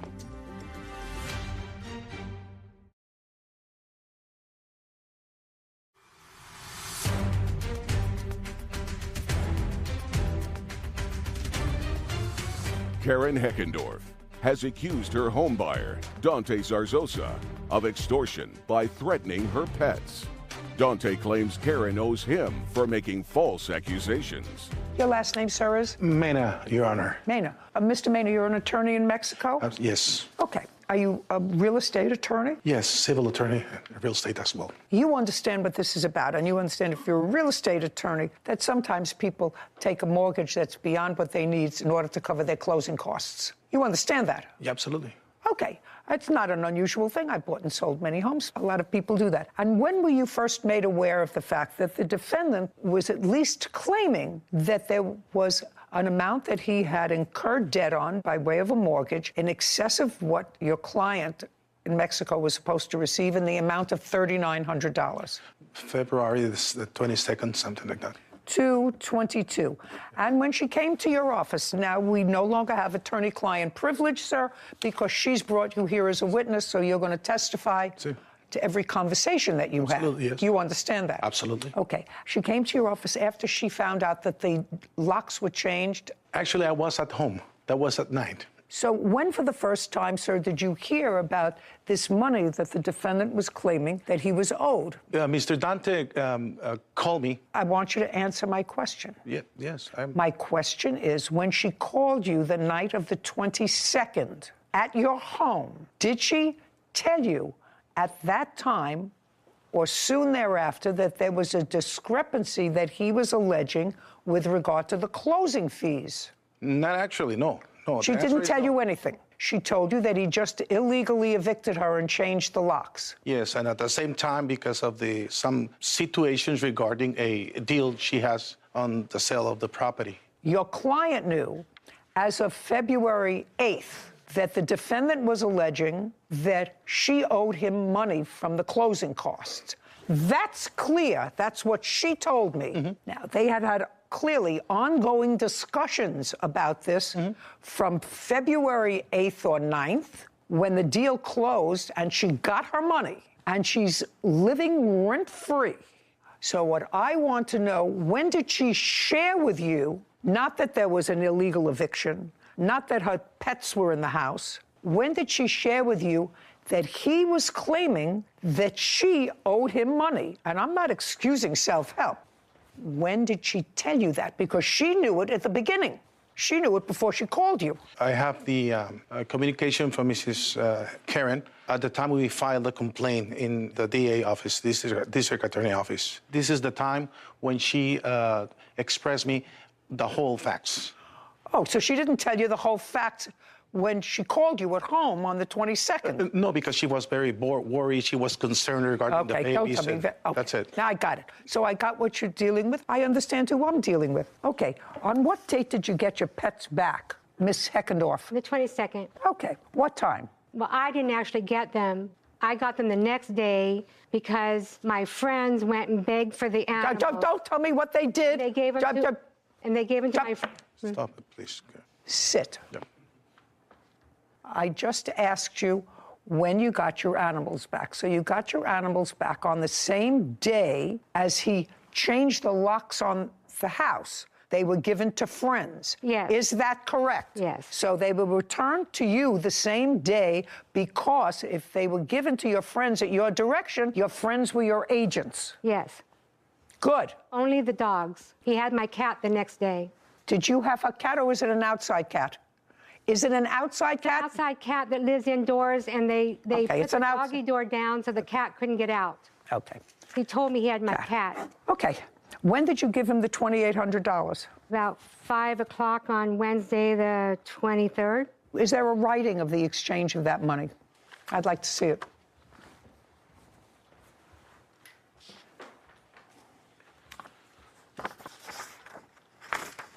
I can't read this. The plaintiff has a translated version. Can I see the translated copy, please?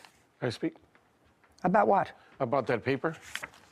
Yeah. He was the one that drew it up. He could tell you, Your Honor. No. I want this. Did you draw this up? Can I see it? Yeah, sure. Kevin, give it to him. Thank you.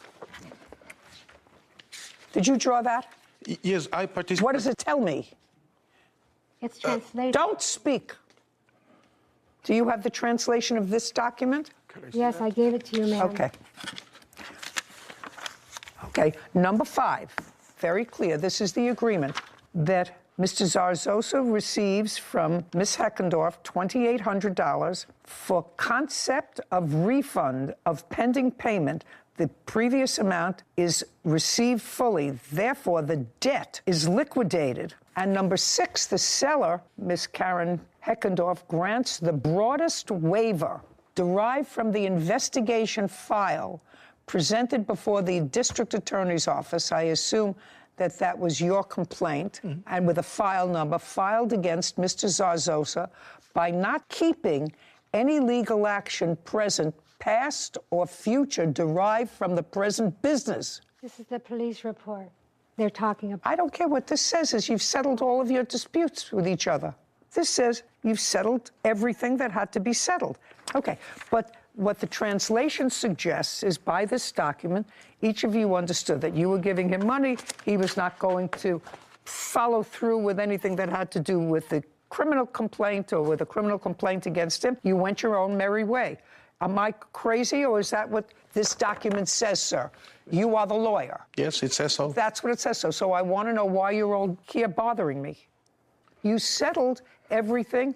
You got back your stuff. You got out of your house. You got your personal property. He has a counterclaim for false accusations and loss of wages as a result of whatever. This document says you've resolved everything with each other. So why are you here? I did not sign that document under usual circumstances. I hadn't had any sleep, and I was coerced. And he said he was going to burn my furniture or he was going to sell it in the year that it would take me to prosecute him under this Mexican contract. Put it down, sir. The case is over. If he wanted to The case sue is me, over. You're a pretty savvy lady, madam. You had an attorney that you consulted. He was there when this document was signed. He wasn't on the real estate deal. He was here He when was this... only on this Goodbye. deal We're in the done. middle of the Case is night. dismissed. So is your counterclaim. This Bye. court is adjourned. this was really a case about Dante taking my animals for hostage and extortion. I didn't steal anything. The only reason I agreed to give him $2,800 was because he said he was going to burn or sell my furniture. I'm going to enjoy my house. Thank you, Karen. That lady was never intimidated into anything.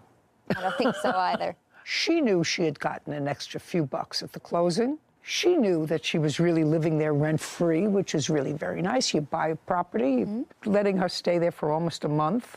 I have little sympathy for him because he resorted to self-help, went to the house, even though he knew she was still there, and changed the locks. But that document clearly indicated that both parties at some point said, okay, enough. I'm getting out of the house. I'm getting my belongings. My pets are back. Yep.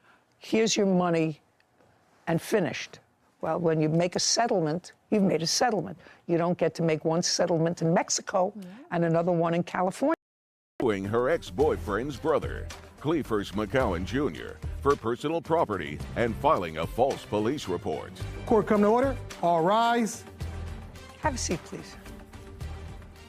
Case 2143, Simpsons versus McCowan Jr. Thank you. You're welcome. Ms. Simpson, you lived with Mr. McGowan for, looks like 7 years is what you said.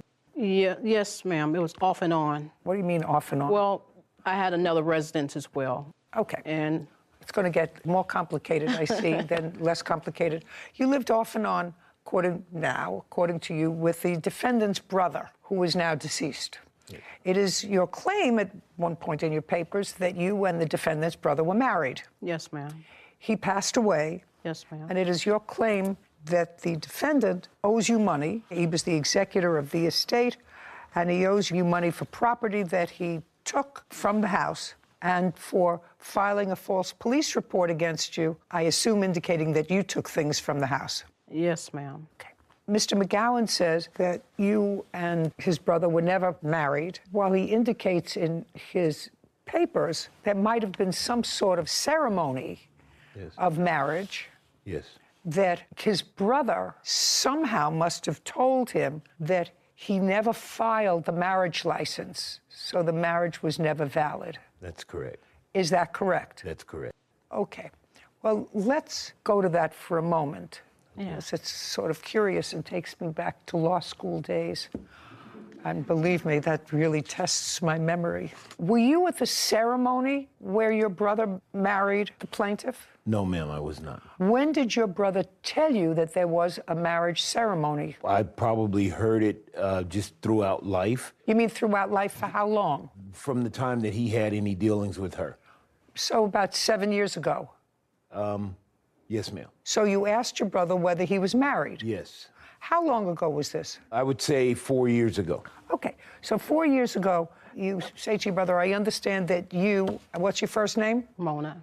Mona got married. Well, so he gave me an insurance document, and I was like, wow, what's going on? What about all this? He gave you an insurance document that said what? From the VA indicating that I was going to be the person that gets the money upon if he demise. If he died, right? And you had a VA insurance policy. Yes, ma'am. With you as the beneficiary. Yes, ma'am. Okay, and so he showed you the insurance policy. Well, he sent it to me in the mail. Okay, and email or electronic. And so I said, wow, what's going on? So then I started to ask different questions, and he said, well, don't worry about that. We're not legally married. No, you have to tell me.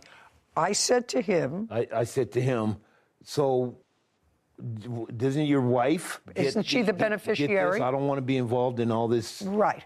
And he said, I am not married.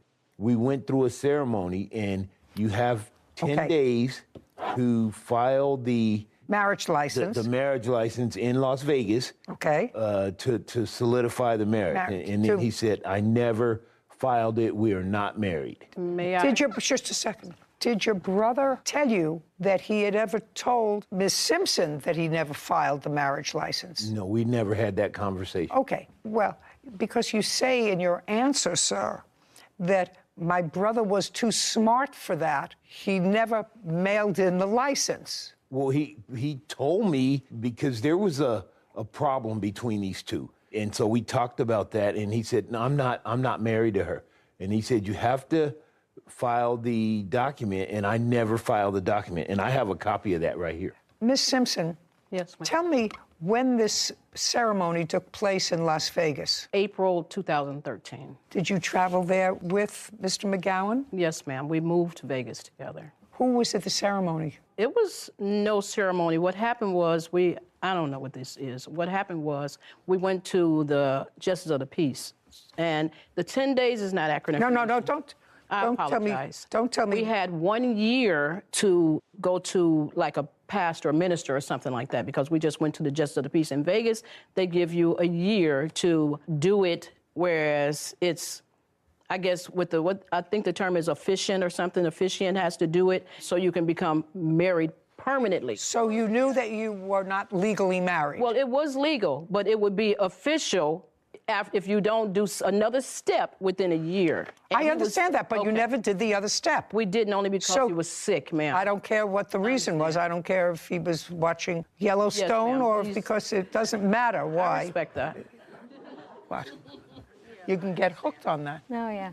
I understand. So no, I don't care what the reason is. You knew that your marriage, because it wasn't confirmed, according to you, within a year that you weren't legally married. Yes, ma'am. And that just a second. That's all I want to know. That makes my life much easier. Because, Mr. McGowan, I want you to listen to me very carefully. Under what you told me, under the events that you told me, you see, you should have kept your mouth shut. No, it's okay. No. It's going to be okay in the end. It's going to make a lot of sense in the end. No, I understand that it's going to make a lot of sense to me. We're going to follow the money.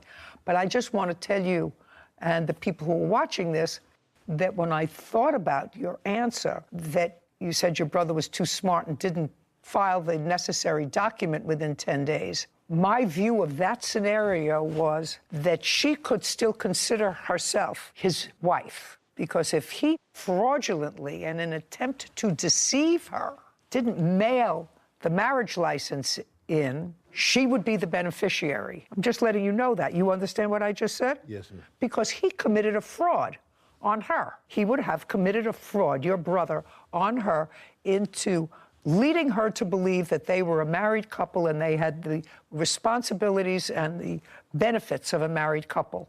But she says she volunteered that she knew they weren't married. Yeah. So I don't even have to address that. And it's okay. Just a second. I know where I'm coming from. Okay. So Mr. McGowan, the person that you were involved in for a period of years, on and off, you had your own place, but he was ill for a certain period of time. Was your brother ill? No, ma'am. No. Just a second. Key says no. You say he was ill for a great portion of that time. Met him. Shh. Just a second. For a great portion of that time, and that you were his caregiver. Yes, ma'am. And you were paid as his caregiver by the government. The VA, yes, ma'am. By the VA to be his caregiver. Yes, ma'am. Well, that would be inconsistent with being his wife, to be his caregiver. Because if you're a wife, you don't get benefits from the VA. If you are a non-relative and caring for somebody who requires assistance, you may get assistance. And how much was the VA? Just answer my question. Yes, this is not my first rodeo. Okay, I understand. How much was the VA paying you a month to take care of, what was your brother's first name? Marcus. How much were you being paid to take care of Marcus? Because you say that one check you didn't get because of him. It's part of your lawsuit, so you know exactly how much you were paid. Ma'am. How much? $2,057.55. A month. Yes, and when ma'am. did you start collecting that? 2014. Woo! You are a legal stranger, so you must have filled out forms to say that you were married. No, I was considered a family member. I was no longer considered the wife, but I was considered... Well, you're not no longer. You were never his wife.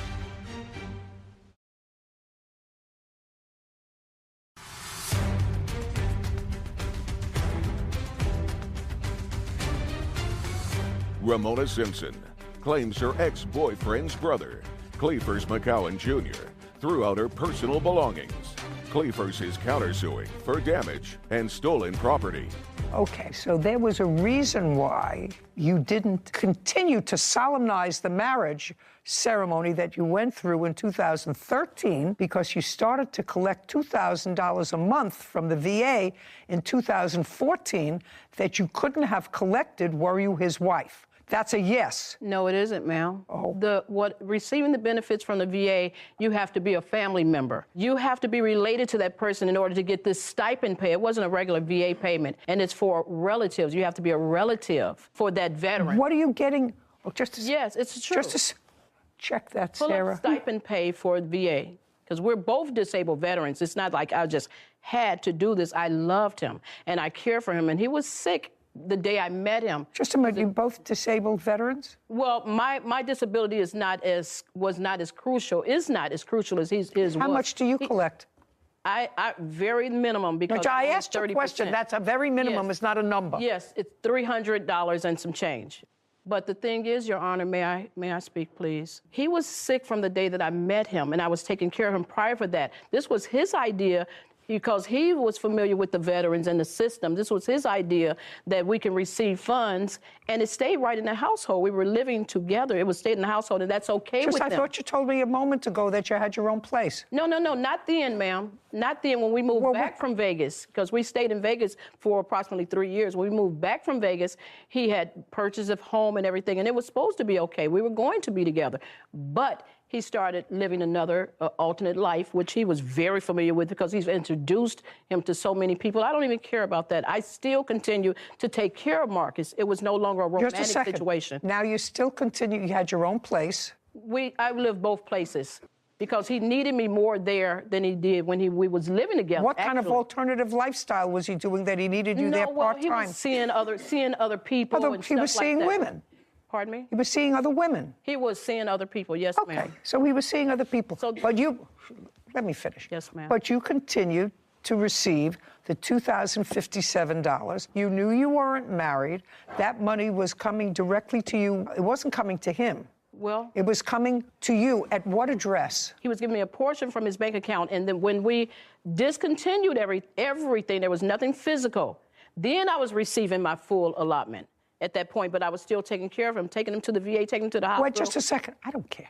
Don't go like this and like this. He's a legal stranger to you, and you're getting $2,000 a month to take him to the VA.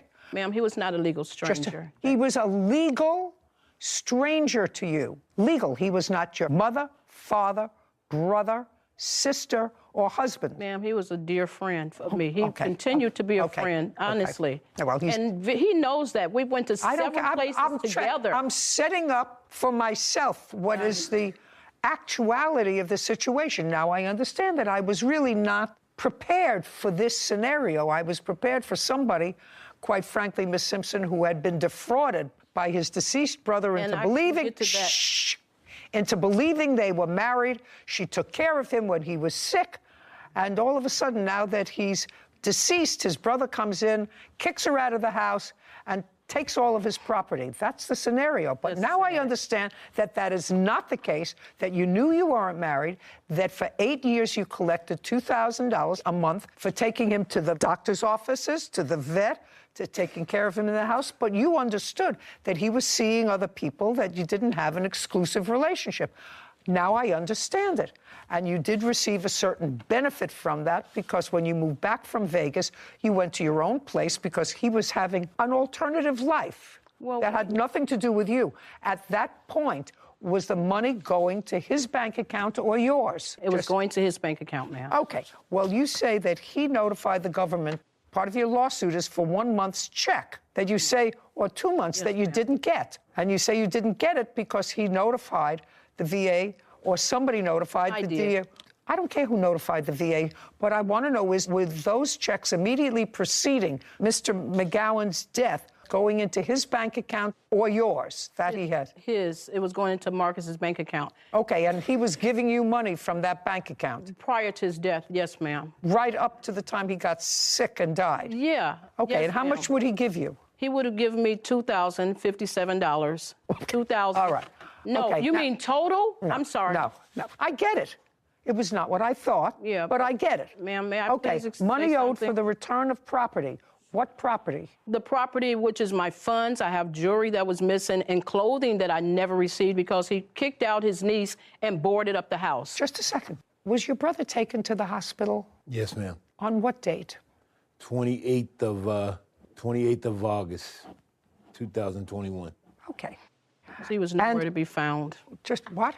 He wasn't around. Just a second. I did that. Just a second. Did you take him to the hospital? I had his daughter to call an ambulance. I got to Marcus's house and I followed him to the hospital. Yes, ma'am. Hey, well, you want to just answer my question? I actually understand the whole scenario. You understand that I do understand the money part. I get it. So when you say his daughter called the ambulance and you got over there from your house? Yes, ma'am. Okay, and who do you live with there? My daughter and my son. And in whose name is the lease? My daughters, my son, and myself. So all three are on the lease? Yes, ma'am. And how long have you had a lease at that address? 2017. Okay, so we're talking about 5 years that you've had an alternative address. You have an answer for me? There is a Veterans Affairs program of comprehensive assistance for family caregivers. It says $2,800 a month, but based on a fee schedule that can change. So the 2057 fits within the range. And does it define family members? It doesn't define the family caregiver, only that the VA may appoint someone who's part of the primary family caregivers to the veteran, but it doesn't identify who qualifies as a family caregiver. As a family caregiver. And that's the act that you were under. But you were not a member of his family. Yes, ma'am. You were not a member of his family. Well, not a well. Not a well. This is not a well. You're living with your daughter, your son, on a lease since 2017. You know he's got an alternative lifestyle that has absolutely nothing to do with you. He was giving you the $2,000 a month. I don't know why. I don't even have to get into that. But you were not that individual. But you were not a family member. If this is for family, it does go to the veteran to then give the family caregiver, though. Okay, but you are a legal stranger to him. So you must have filled out forms to say that you were married. No, it's up to that. It's up to that individual, the veteran, and I know how the procedure goes. It's up to that individual. I was considered a family member. I was no longer considered the wife, but I was considered. Well, you're not no longer. You were never his wife. So if he filled out a form and okay with that, ma'am, because I could have. Okay, so he had the right. You were never his wife. He had the right to board up the house, whichever it is, and you weren't living there for 5 years. You had a place. So if you had clothes there and your jewelry, what were your clothes and your jewelry there? If he was fooling around with other women, why would you leave your clothes and your jewelry in the house? Okay, ma'am. The thing is, no one has came to the home as another woman in that home. I was always there. He has no proof or evidence that I was not there. So basically, I had their clothes there because I stayed there. I lived there. Forget it. You were more than compensated with $2,000 a month. What's next? I don't believe that you leave any valuable jewelry at his house. I was there most of the time, honestly. You don't need valuable jewelry if you're taking care of a sick person.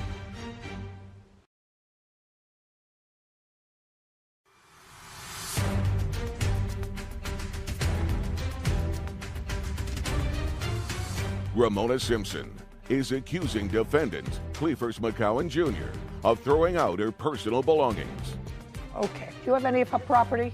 No, ma'am. Did you dispose of any of her property? I didn't. She had no property Just there. a second. I don't believe she had any property there either, anything of value. And I did. Okay. Can I? Excuse me. I did find what the VA considers a caregiver. So if you're a spouse, son, daughter, parent, step family member, or extended family member of a veteran, or if you live full-time with them, or if you're willing to live full-time with them if they designate you as the family caregiver. So technically, if you're willing to live with the veteran full-time, you could be qualified as a family caregiver, but it's up to the veteran to declare their own family caregiver if you live there full-time. Yeah. Yeah.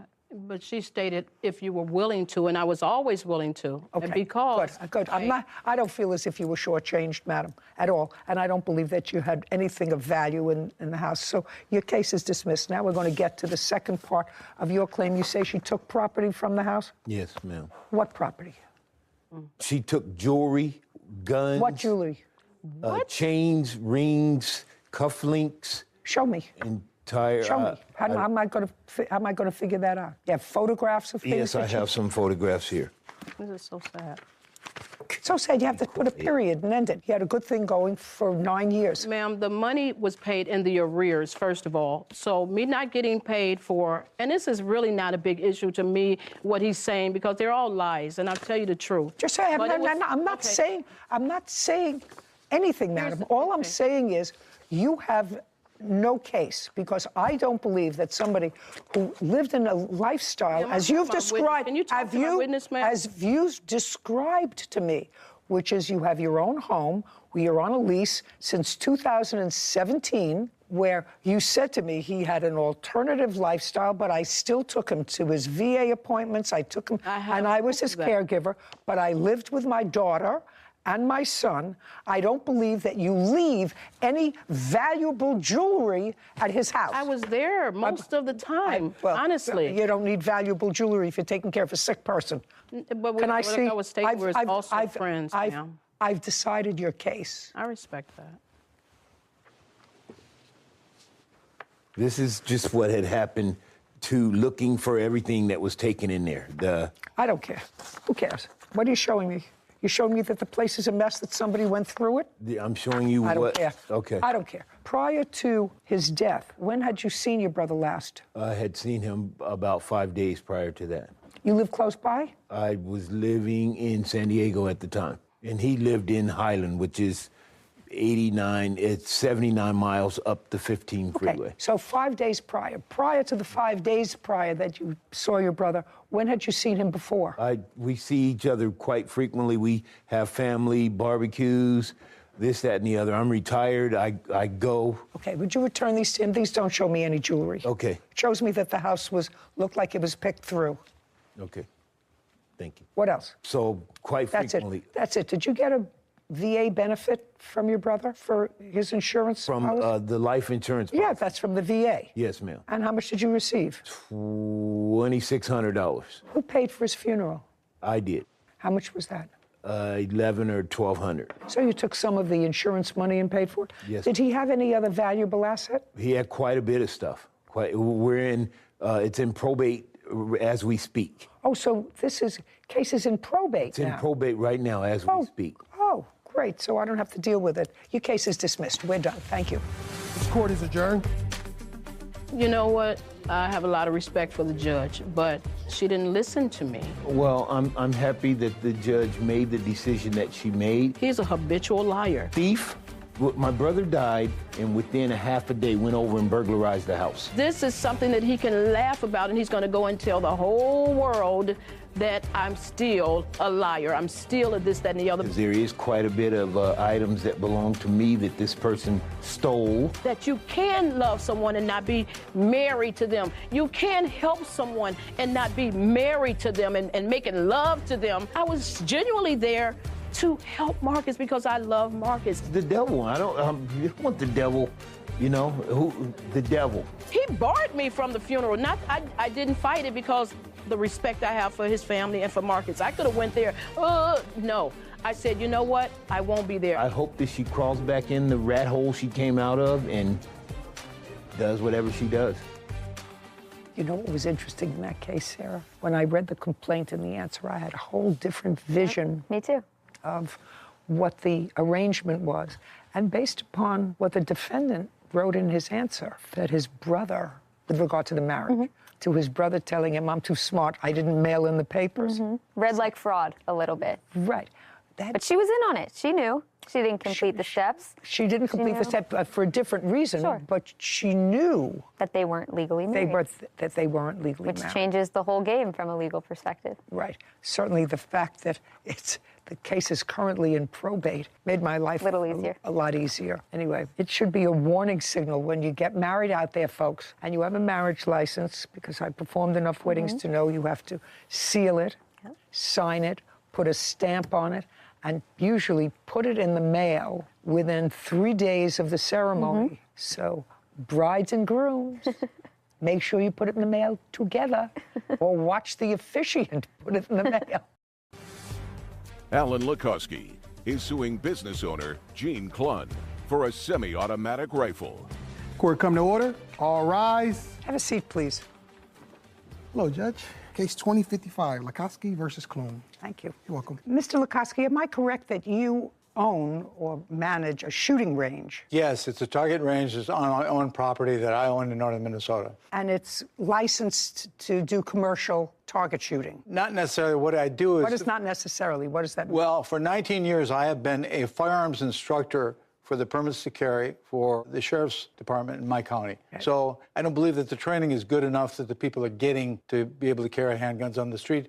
So I give them a free additional training session at my range. You also sell guns? I do not sell guns, no. How do you make money, is my question. So I give money by charging people for the class. Well, that's what I'm talking. You charge people yes. to use, and you don't need a license to run that sort of operation in your county. No, you have to be a registered NRA instructor, which is also, Are you? Yes, I am, ma'am. For how long? Oh, I've been doing this for 19 years. The case is really not very complicated, but let me see if I can break it down to its most basic elements. There was a gentleman who regularly came to your range. Yes. And his first name was? Jim. How long had he been coming to your range? A couple of years at least. And then, according to what you indicate in your complaint, and Mr. Clunn doesn't deny it, he got sick. And according to you, the nature of his illness, you felt prevented him from using a heavier weapon. Yes, ma'am. And so you loaned to him, because of his illness, a rifle. Yes, ma'am. What kind of rifle did you It loan? was a sporting rifle. It was very lightweight. What kind? It was called a PS-90. That was the model. PS? PS as in Sam, 90. Would you take a look at that, Sarah, please? I have a picture of it, Your Honor, if you'd like to see one. I would. It's very unusual. Thank you.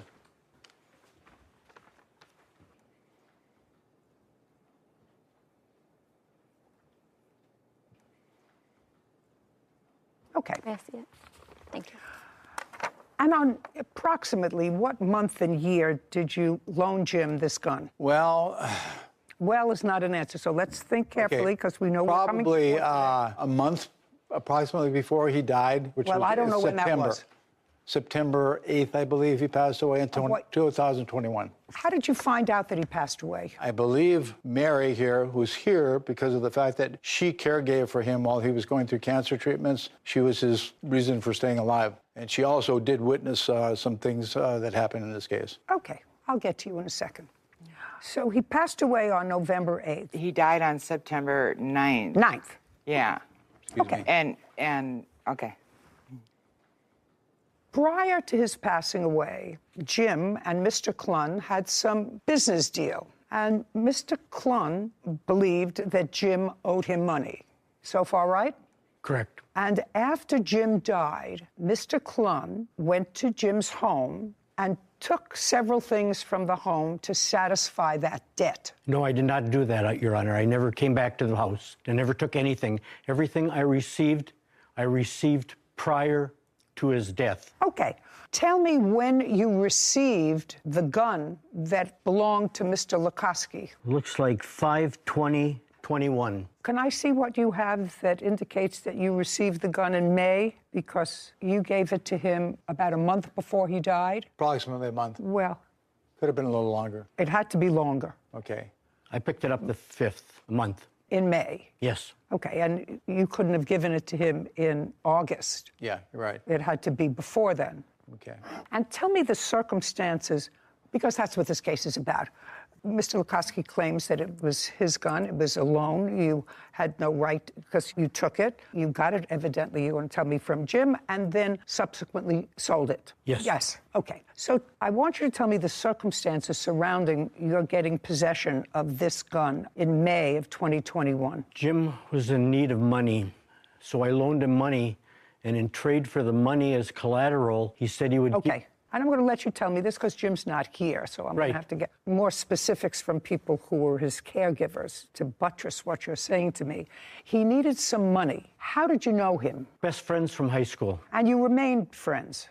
Yes. How did you find out that Jim needed money? Jim called me up, and he was getting scammed, but he wanted the money, and he told me he was getting scammed by whom? I don't know who it was, but anyway, I would give him $2,500.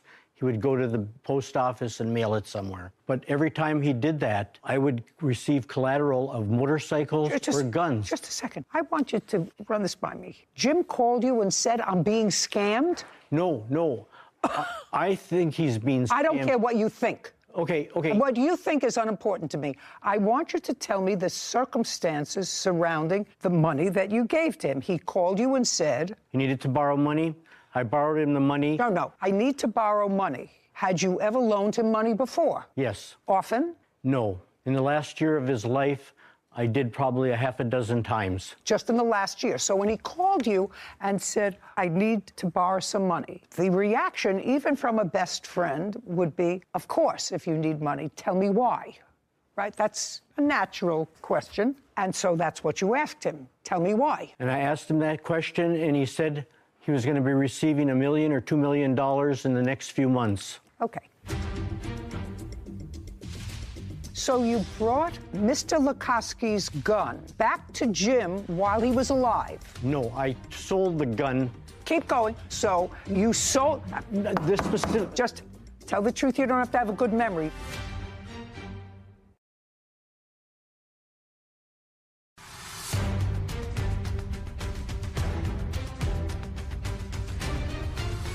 Alan Lukoski claims business owner Gene Clun owes for a semi-automatic rifle. So did you ask him how? I asked him how, and he said he had it all planned with this guy he was sending the money to. That's all he told you about it? Or did he go into specifics? He did. It had to sound interesting to you, Mr. Clun, because if my best friend called me and said, I need to borrow some money, and I said, tell me why. And she said, because I'm going to come into $1 million shortly, but I need to borrow money to get it to this guy before I get the $1 million. I would say, explain that to me. And I did. And he said... And he said... He said that he would be receiving money in the next month or 2 months. Mr. Clun, then you would say, how does that, and can I get in on it? You know, if I'm sending you $2,500, which is what you said you gave him, I would say, oh, gee, $2,500, that's a reasonable investment, and I'm going to get a return on my money of $1 million shortly. I would say, is there any piece of that for me? I didn't question him. He just wanted the money, and he said in return for the money, he would give me the motorcycles and guns as collateral. Okay. May I please see the written agreement that you had? Verbal. So other than you and Jim, nobody knew about this agreement? Not that I'm aware of. Now, when was the first time you gave him money? Looks like May. May? Of 2021. Okay. And when was the last time you gave him money? 7/6/21.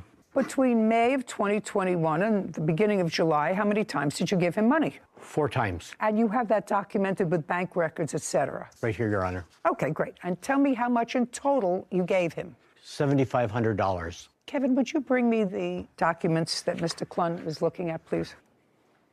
So in total, you gave him $7,500. And in return, according to you, you took possession of how many motorcycles? 3 motorcycles. And they belonged to Jim? And he signed over the titles and everything to me. Well, they were collateral. Right. But he signed over everything and gave me the titles for everything. I see the titles to the motorcycles. They're sold, ma'am. Interesting. As well as the rifles that I got also. I'm just asking you, do you have the sales receipts from the 3 motorcycles? There were 3? Did you say 3? Yeah. Do you have the sales receipts from the 3 motorcycles that you say you sold? No, but I was paid $5,000 in cash for the 3 How am I supposed to know that, sir? Okay, You sold well, 3 anyway, motorcycles. Okay.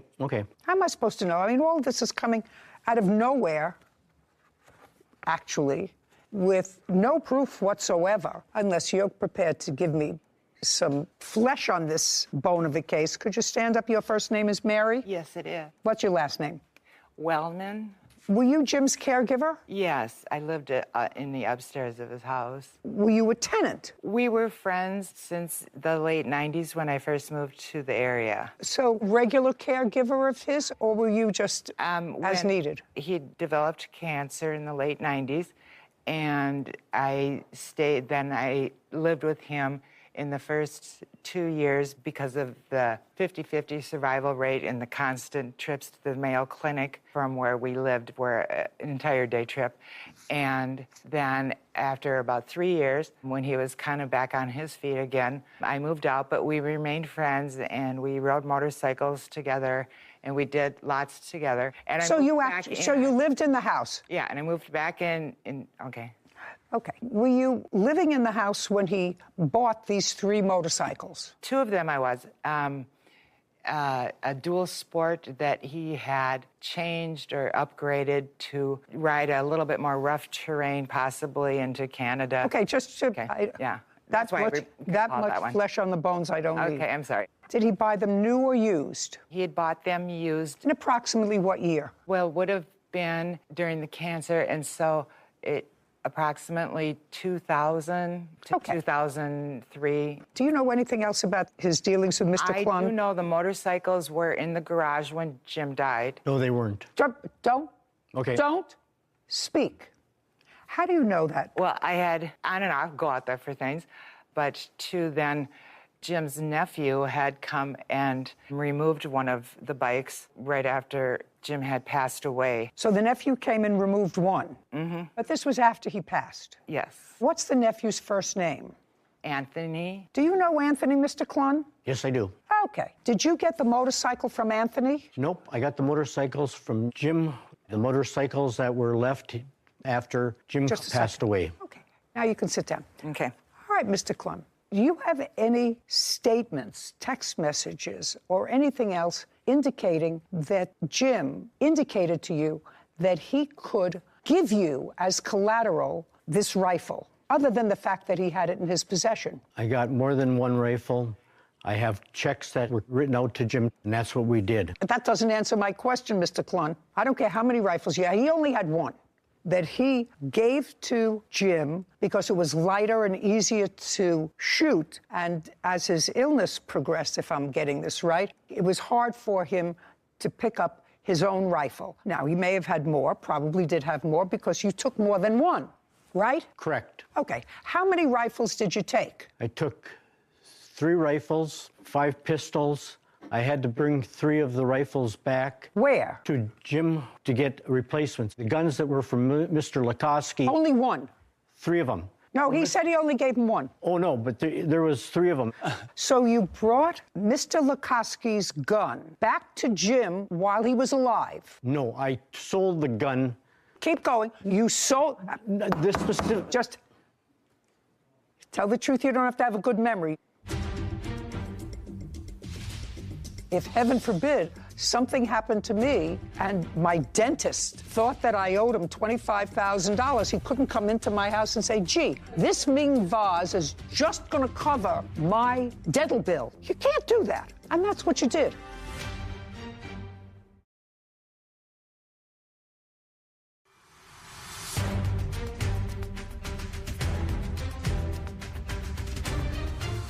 Alan Lukoski is accusing business owner Gene Clunn of selling his semi-automatic rifle without permission. Keep going. So you sold it. You didn't take it back to him to get a replacement. No, to Jim. You misunderstood. The gun that Mr. Lukoski had, I kept that one. The one that belongs to Mr. Lukoski, you sold it. Correct, because... So just a second. Sold it to whom? The gun dealer in Virginia, Minnesota. Great. And for that, you have a receipt. Yes. I'd like to see it. I left it at home. Oh. Your Honor, Mr. Clunn. Oh, Mr. he Clunn, has it right there. let Mr. Clunn, he doesn't have to prove anything to me. I believe that you resorted to self-help to claim a debt. If it's true, and you did, in fact, give him money, I actually don't believe that a guy like you would give him all this money without trying to find out what the scam was, or at least tell him, Jim, it sounds to me like you're being scammed. Somebody in Transylvania sent you an email that said a long-distant relative of yours died and left you $1 million. I need $2,500 in order to clear the paperwork to send you $1 million. And I will keep a little piece for myself for finding you. You know how many of those everybody gets? I don't know why people still believe that, but you evidently believed that story 4 times. And not once did you say your friend who was dying of cancer, Jim, this is ridiculous. What you're doing is just throwing good money after bad. I don't understand why you didn't say that to him, or if you did, you would not have said to him, unless you had something to gain, which clearly you did. You sold the motorcycles. You don't have any proof of what you sold them for. You expect me to take your word for the fact that you sold them for $5,000 in cash without proof. He owed you, if I were to believe you and these checks, $7,500. You sold the motorcycles, you sold guns, but unfortunately, one of the things that you sold belonged to the plaintiff. And when somebody dies, there is an estate. There's a judge who decides what property there is. You know, if heaven forbid something happened to me and my dentist thought that I owed him $25,000, he couldn't come into my house and say, gee, I like this Ming vase. This Ming vase is just going to cover my dental bill. You can't do that. And that's what you did. You sold property. You may have had a claim against his estate if he, in fact, owed you money and if the estate went to probate. I don't know. Did he own a house? Yes. Yes. Did he have children? No, he left the house to me. Okay. So he had an estate. Clearly, there's money in the estate because he left a house that has some value to someone else. So you cannot, Mr. Clunn, resort to self-help. And Mr. Lukoski is going to show me the value of the gun that his... Yes. May I expound just a bit on this gun? I don't care about the manufacturer. I don't care about the gun. I don't care if it's a crown in my mouth. What's the value of the gun? The value of the gun at the time that this man took possession of it. Just give me an answer. It was $3,000. It's gained in value. Okay, well, who cares if it's gained in value, sir? I'd like you to show me where the gun is valued at $3,000. Did you look it up? I did. I have it. It's listed from the same photo. I found the website listed for $2,500. Okay. My law clerk found an ad online. Now you're going to show me what you want to show me, that the value is $3,000. Let me see it, please. May I say something else about this gun? Not until I look at this. I don't know what this is. Immediate checkout credit card. What is this? Look at the very top, please. I see what this is. I want to see what you paid for. This is something that's on sale, starting bid. It's just a typical price of what they sell for on Gunbroker. Okay. $2,500? Yes. Okay. Judgment for the plaintiff in the amount of $2,500. We're finished. Thank you. This court is adjourned. I'm pleased at the outcome because the information needed to be exposed that there was something terribly wrong. Somebody waits for 10 months and finds out his gun is missing. Too many different people, and no one had the same answer from him at any time. Something's wrong. I don't think he had a choice. There was the only way he was going to win his case because everything's based on mistruths. I could not get my mind around the defendant to have a friend since high school that you're best friends with, you remained good friends with. If one of my best friends came to me and told me, hi, I just need to borrow $2,500, I'm going to be a millionaire 2 months from now, I'd say, are you crazy?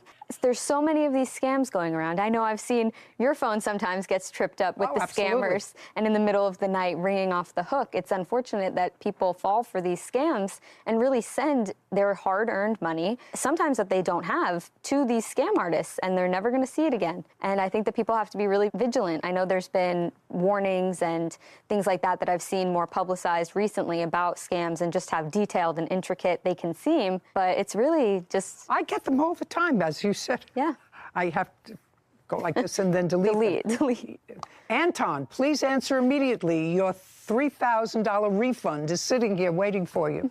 Non-existent. No, sometimes they leave out Anton. Your $3,000 refund is here. Yeah, gotta be smart. And, you know, Sarah, a couple of years ago, I don't know whether you remember, but I just thought about it. People were calling me and saying to me, Judy, I didn't know that you went into the cosmetics business. Oh, yes, I do remember. And the people who crafted the advertisement, you know, with all kinds of real logos on the top reviews of it. And reviews, and I tried this stuff. And I remember being at the gym working out, and a woman came over to me and said, you know, I bought your cosmetics, and they were really terrible. And they keep sending them to me every month. And probably charging her credit card. Charging her credit card. And I tried every vehicle in the government to try to get somebody to... shut it down. Track it down. And the answer was, they're so smart that they use international, you don't know where they could be. They could be in Peru, they could be in Chile, they could be in Brazil, they can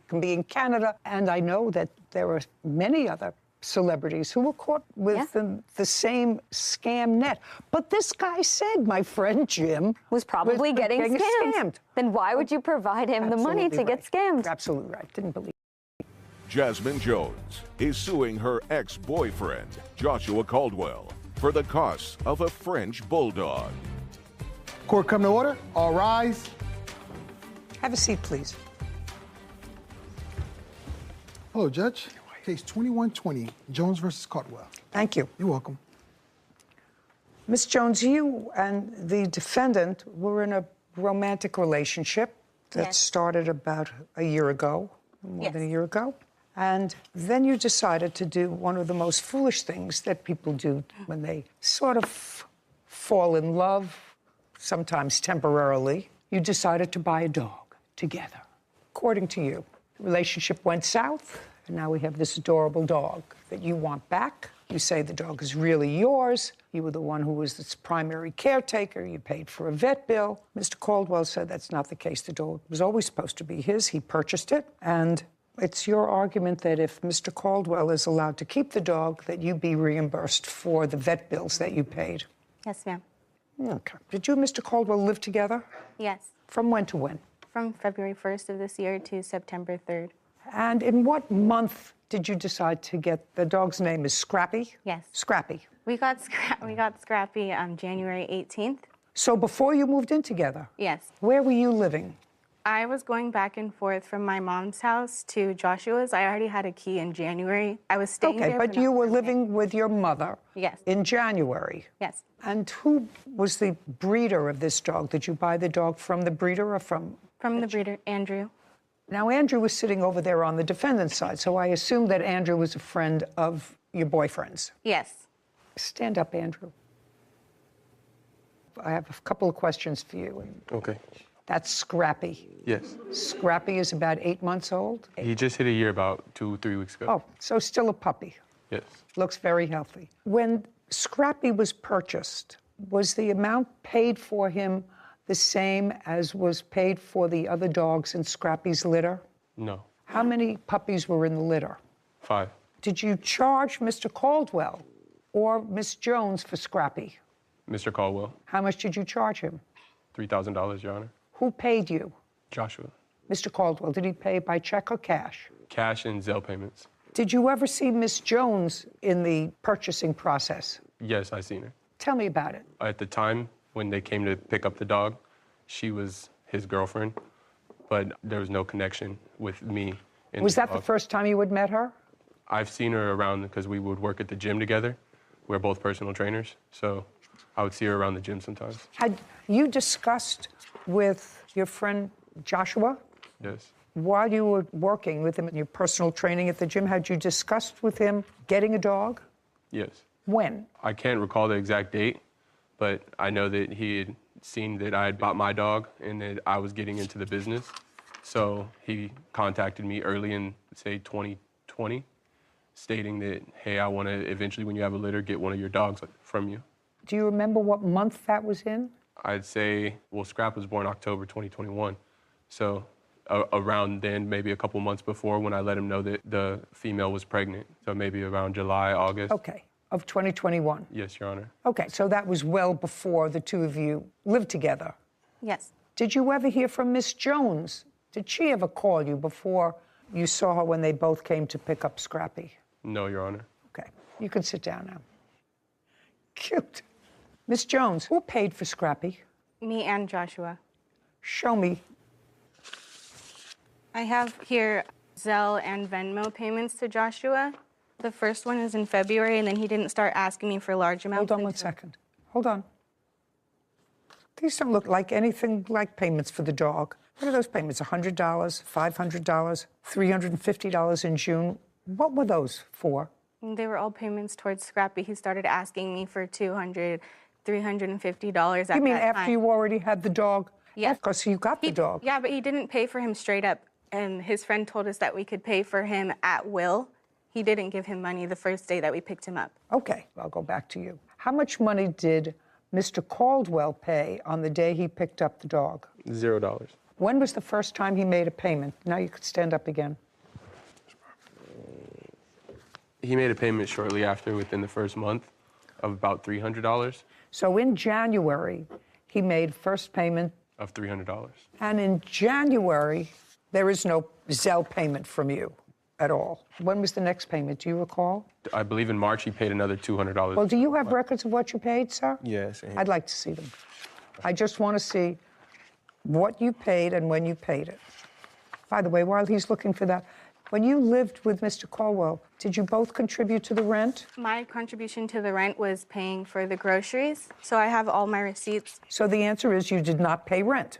That was our deal. Me But doing the answer is you did not pay rent. No, ma'am.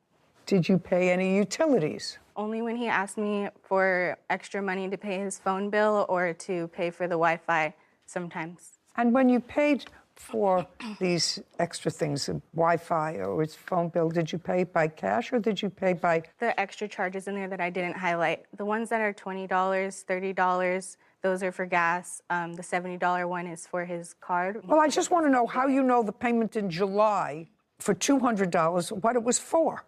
I was only giving him money at that time. For Scrappy, he started asking me for large amounts of money for him. So that's when I gave him those. He didn't ask me for anything towards bills for that apartment. Is Scrappy totally paid for? No. How much is owed? $2,300. So the only amount that was paid so far was $700. Yes, Your Honor. This is what happens, because relationships come and go. You know, 50% of the marriages in this country fail. So why would you think a relationship is going to last as long as a French bulldog?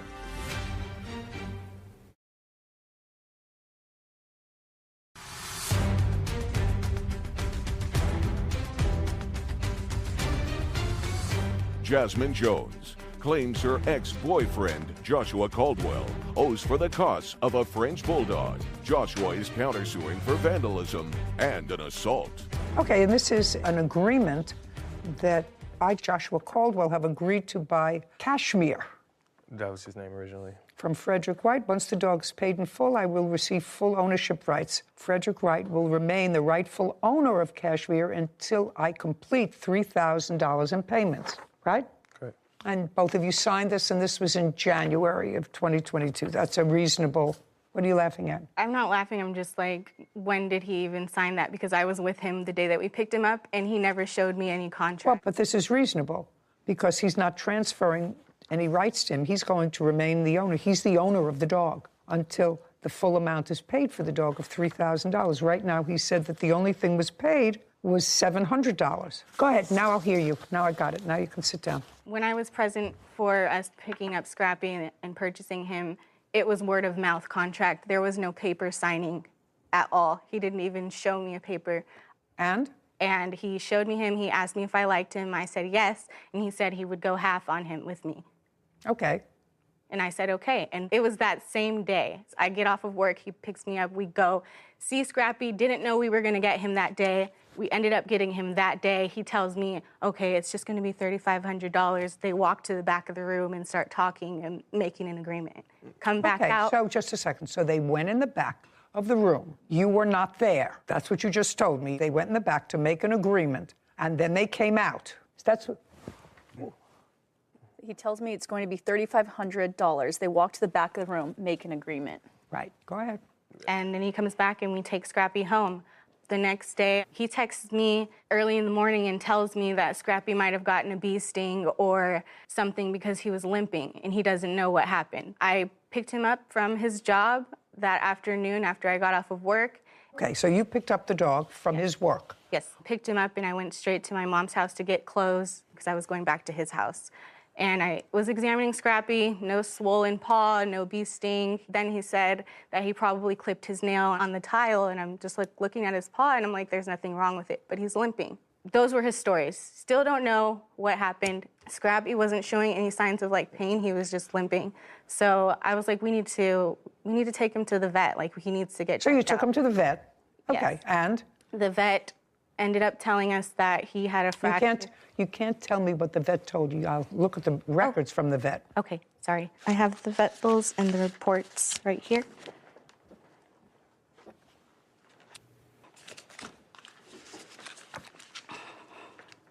Did you pay any part of these vet bills, sir? Yes. Which parts? I didn't have any record of it because I didn't see it coming. I honestly didn't know what happened to his elbow.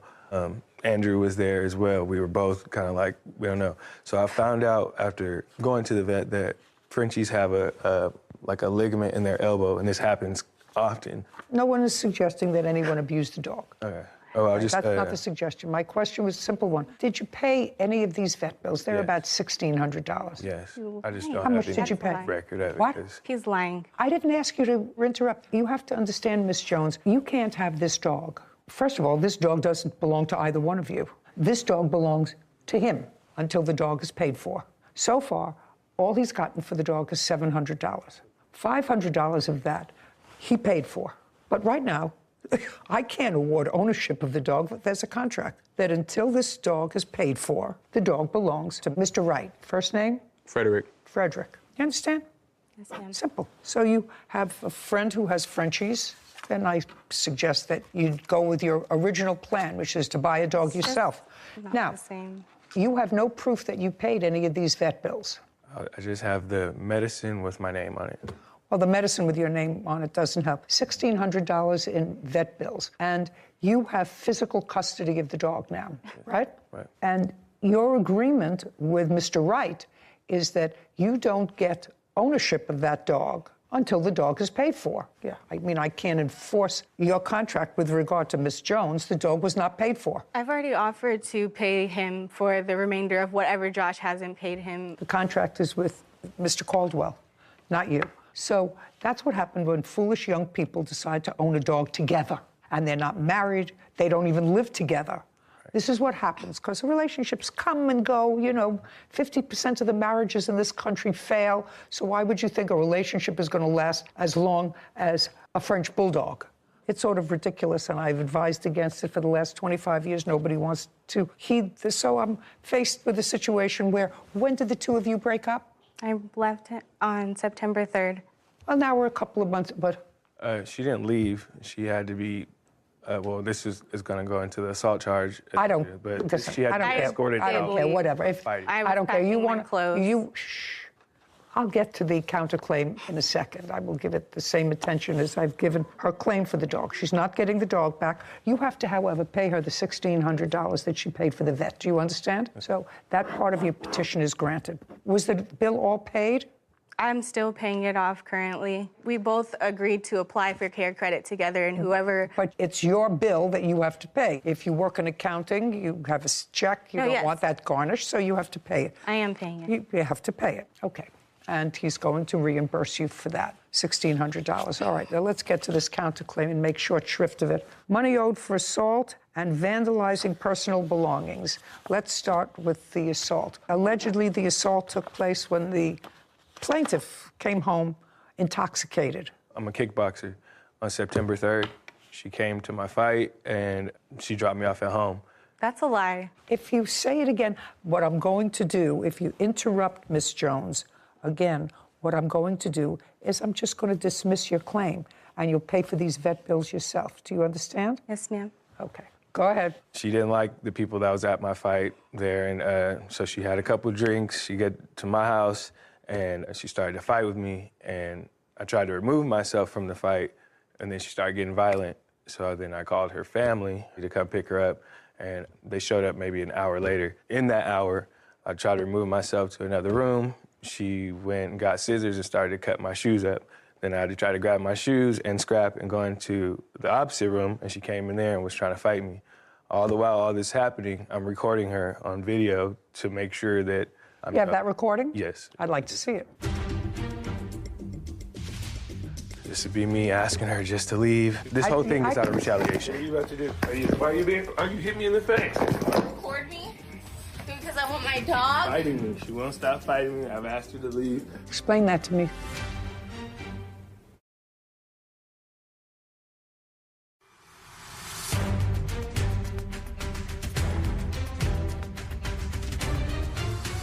Jasmine Jones is accusing her ex-boyfriend, Joshua Caldwell, of owing vet bills for a French bulldog.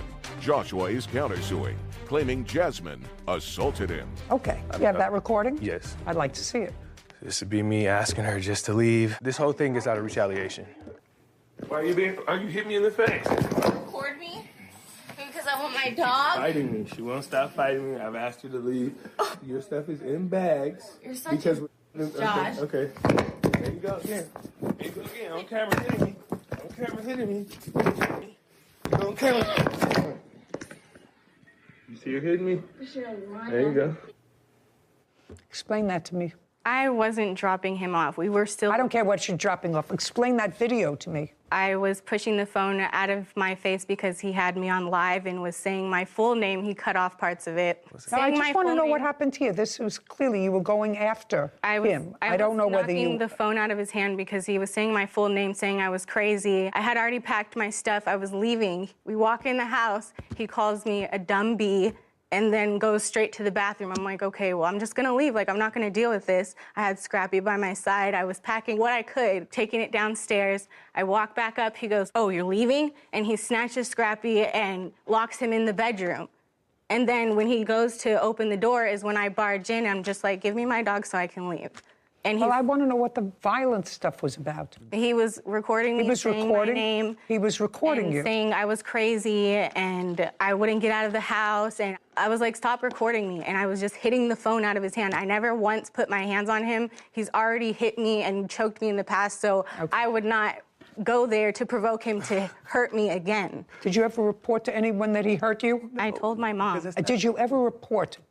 No, I didn't. Mr. Caldwell, were you injured? I mean, I'm a fighter. I'm not gonna... Were you injured is my question. No.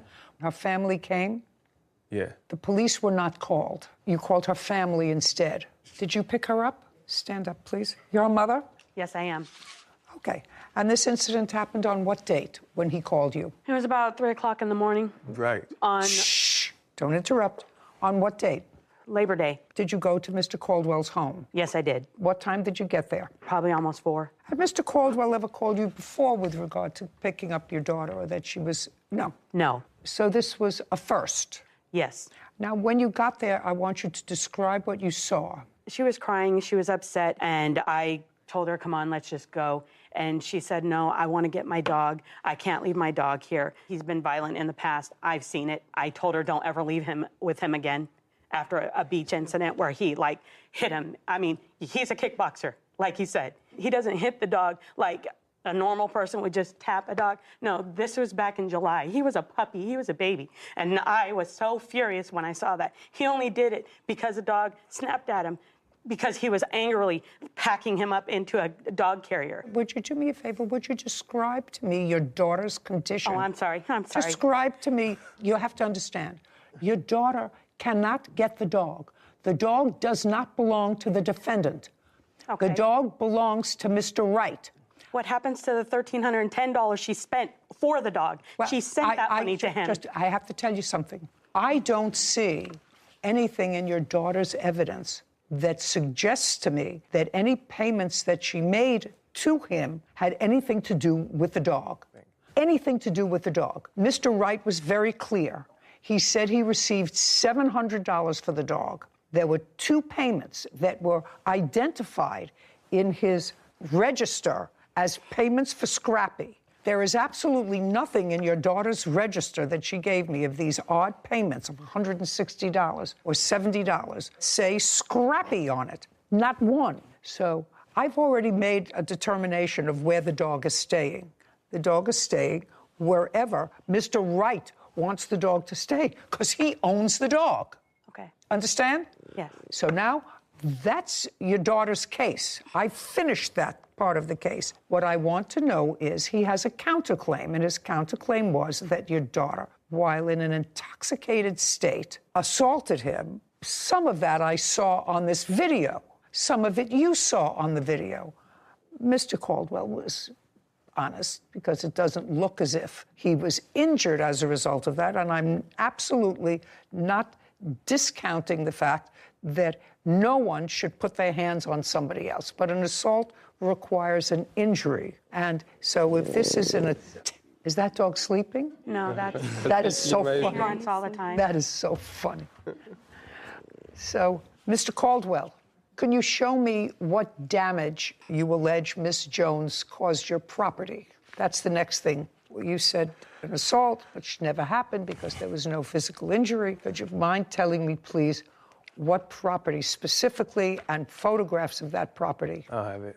Okay, so your counterclaim's dismissed. Judgment for the plaintiff in the amount of $1,600 for the vet bills that she paid or is obligated to pay on her credit. It's not assault unless I get hurt.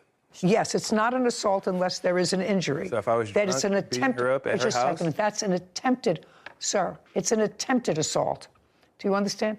If an assault has a specific definition, I believe she probably attempted to assault you when she touched you in an unauthorized manner. She's punching me in the face. That's not a... Show me picture of any injury. Show me. No, I didn't see that in the video, sir. I saw her lunging towards you. Do you understand? I saw her lunging towards you. All right. I didn't see her hit you. I didn't see a photograph of any injury. I didn't see a police report where you reported any injury. Report incidents with her being drunk and fighting other men. Oh, okey-dokey. Did you understand what I said? An assault requires injury. An attempted assault does not. And attempted assault is a crime. But it's a crime which I choose, because of the circumstances here, not to consider and not to award you any cash award because you were not injured in any way. So unless you have photographs of the pair of shoes that you say she cut or something else, I'm dismissing your counterclaim. We got it? Good. Okay. Judgment for the plaintiff in the amount of $1,600. Thank you very much. This court is adjourned. Scrappy was not just like a dog or a pet, like he was my support. I mean, it was fair. Obviously, she had nothing to do with the dog. It's expected because he lied the entire time that we were together. And that's a lie. Him not to have given him any of the money that I put towards Scrappy. She literally just got all the transactions that we've ever done between each other on Venmo or Zelle and brought that to court. Now I just think like he was pocketing that money the entire time. And that's why it was dismissed, because it wasn't valid at all. I disagree with you a little bit on the countersuit of the assault charge. I have a more, I guess, broad overview since I'm just out of school with the common law.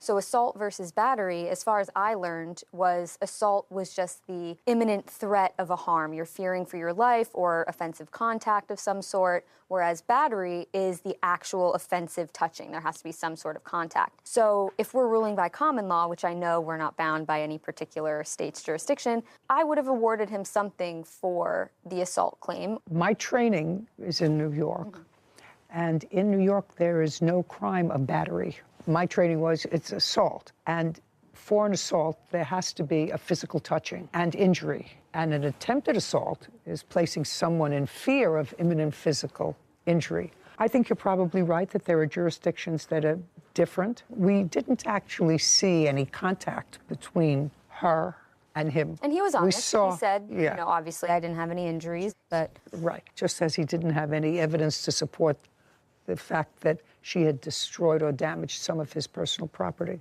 Unfortunate.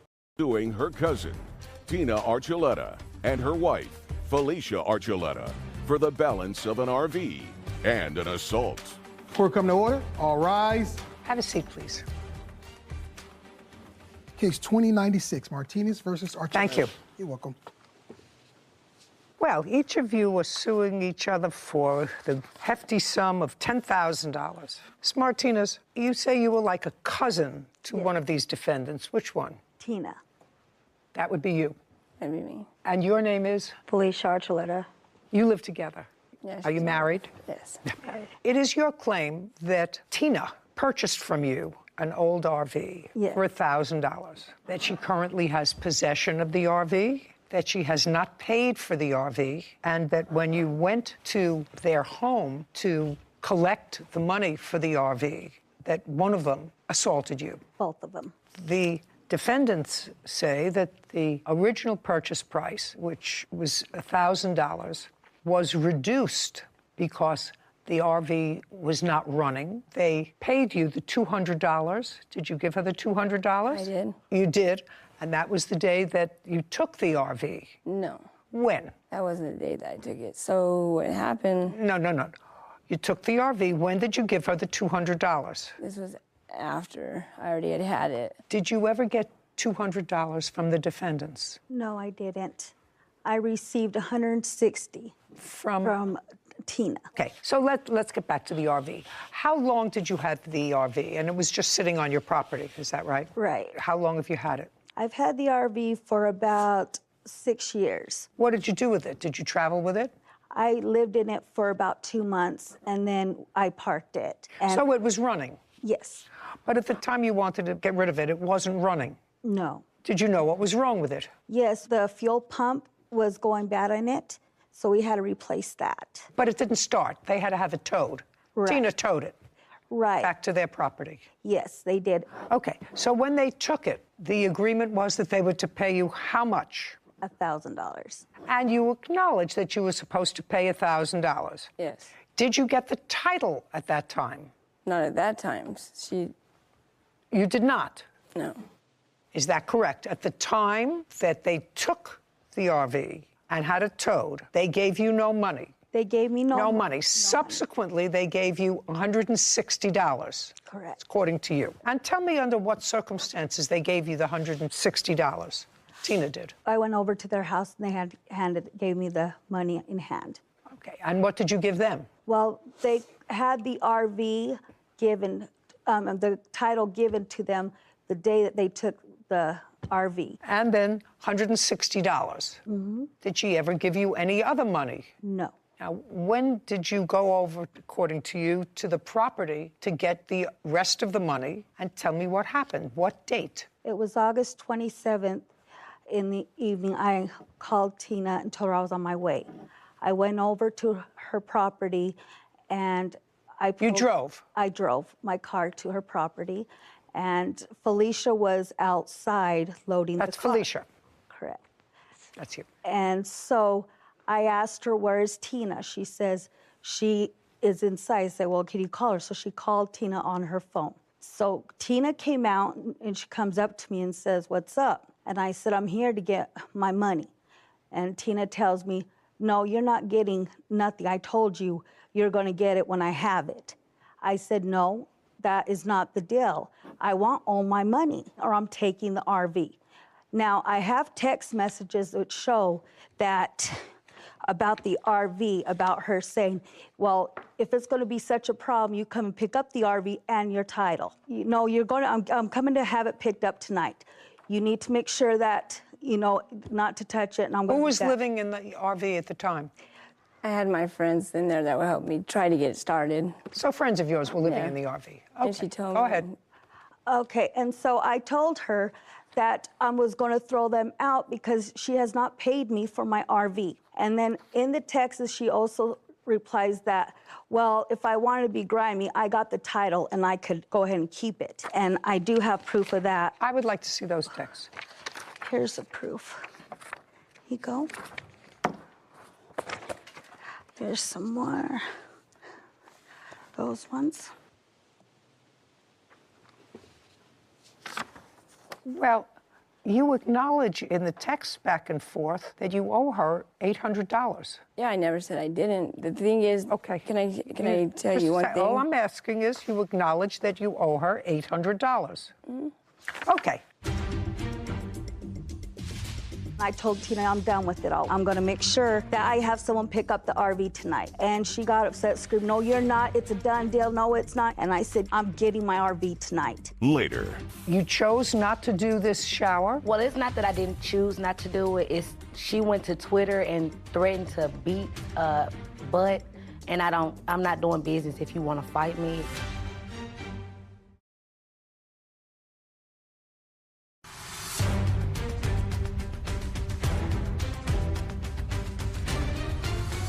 Erica Martinez claims her cousin, Tina Archuleta, and her wife, Felicia Archuleta, owe for the balance of an RV.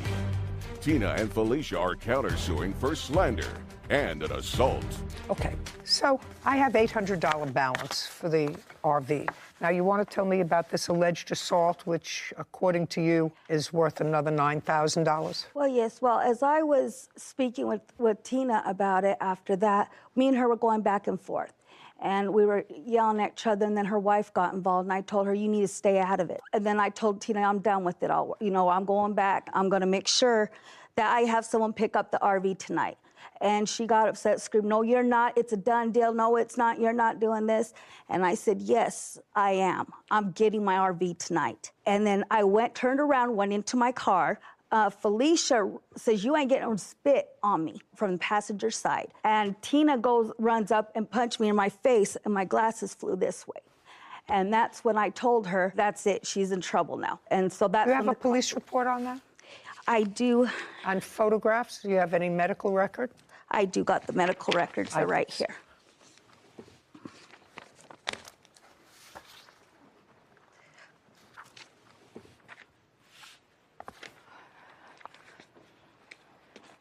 Okay, this is standard fare. It doesn't give me...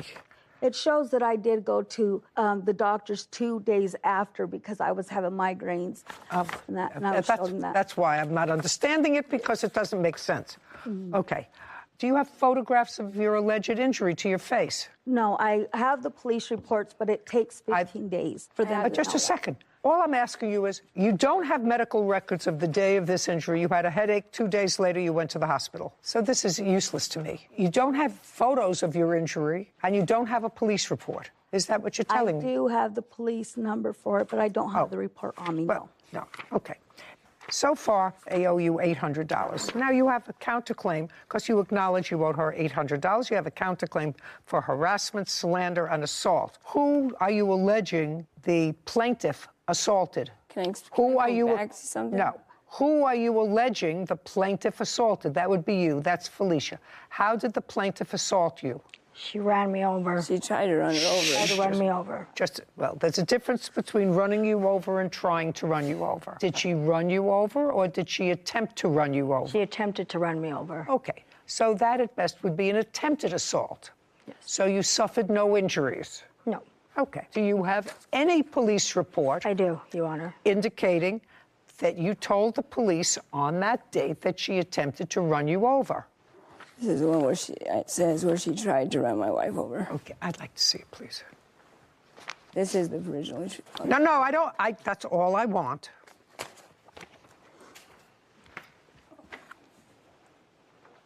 Okay, so it says, I told her to start the truck up and move her car because I was leaving and she was behind us, still arguing. So she put it in gear and tried to hit my wife. Is that what you're talking about? Mm-hmm. Okay.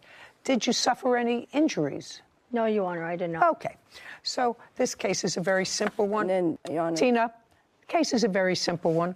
You owe her $800 for the balance of the RV, which you acknowledge in your text.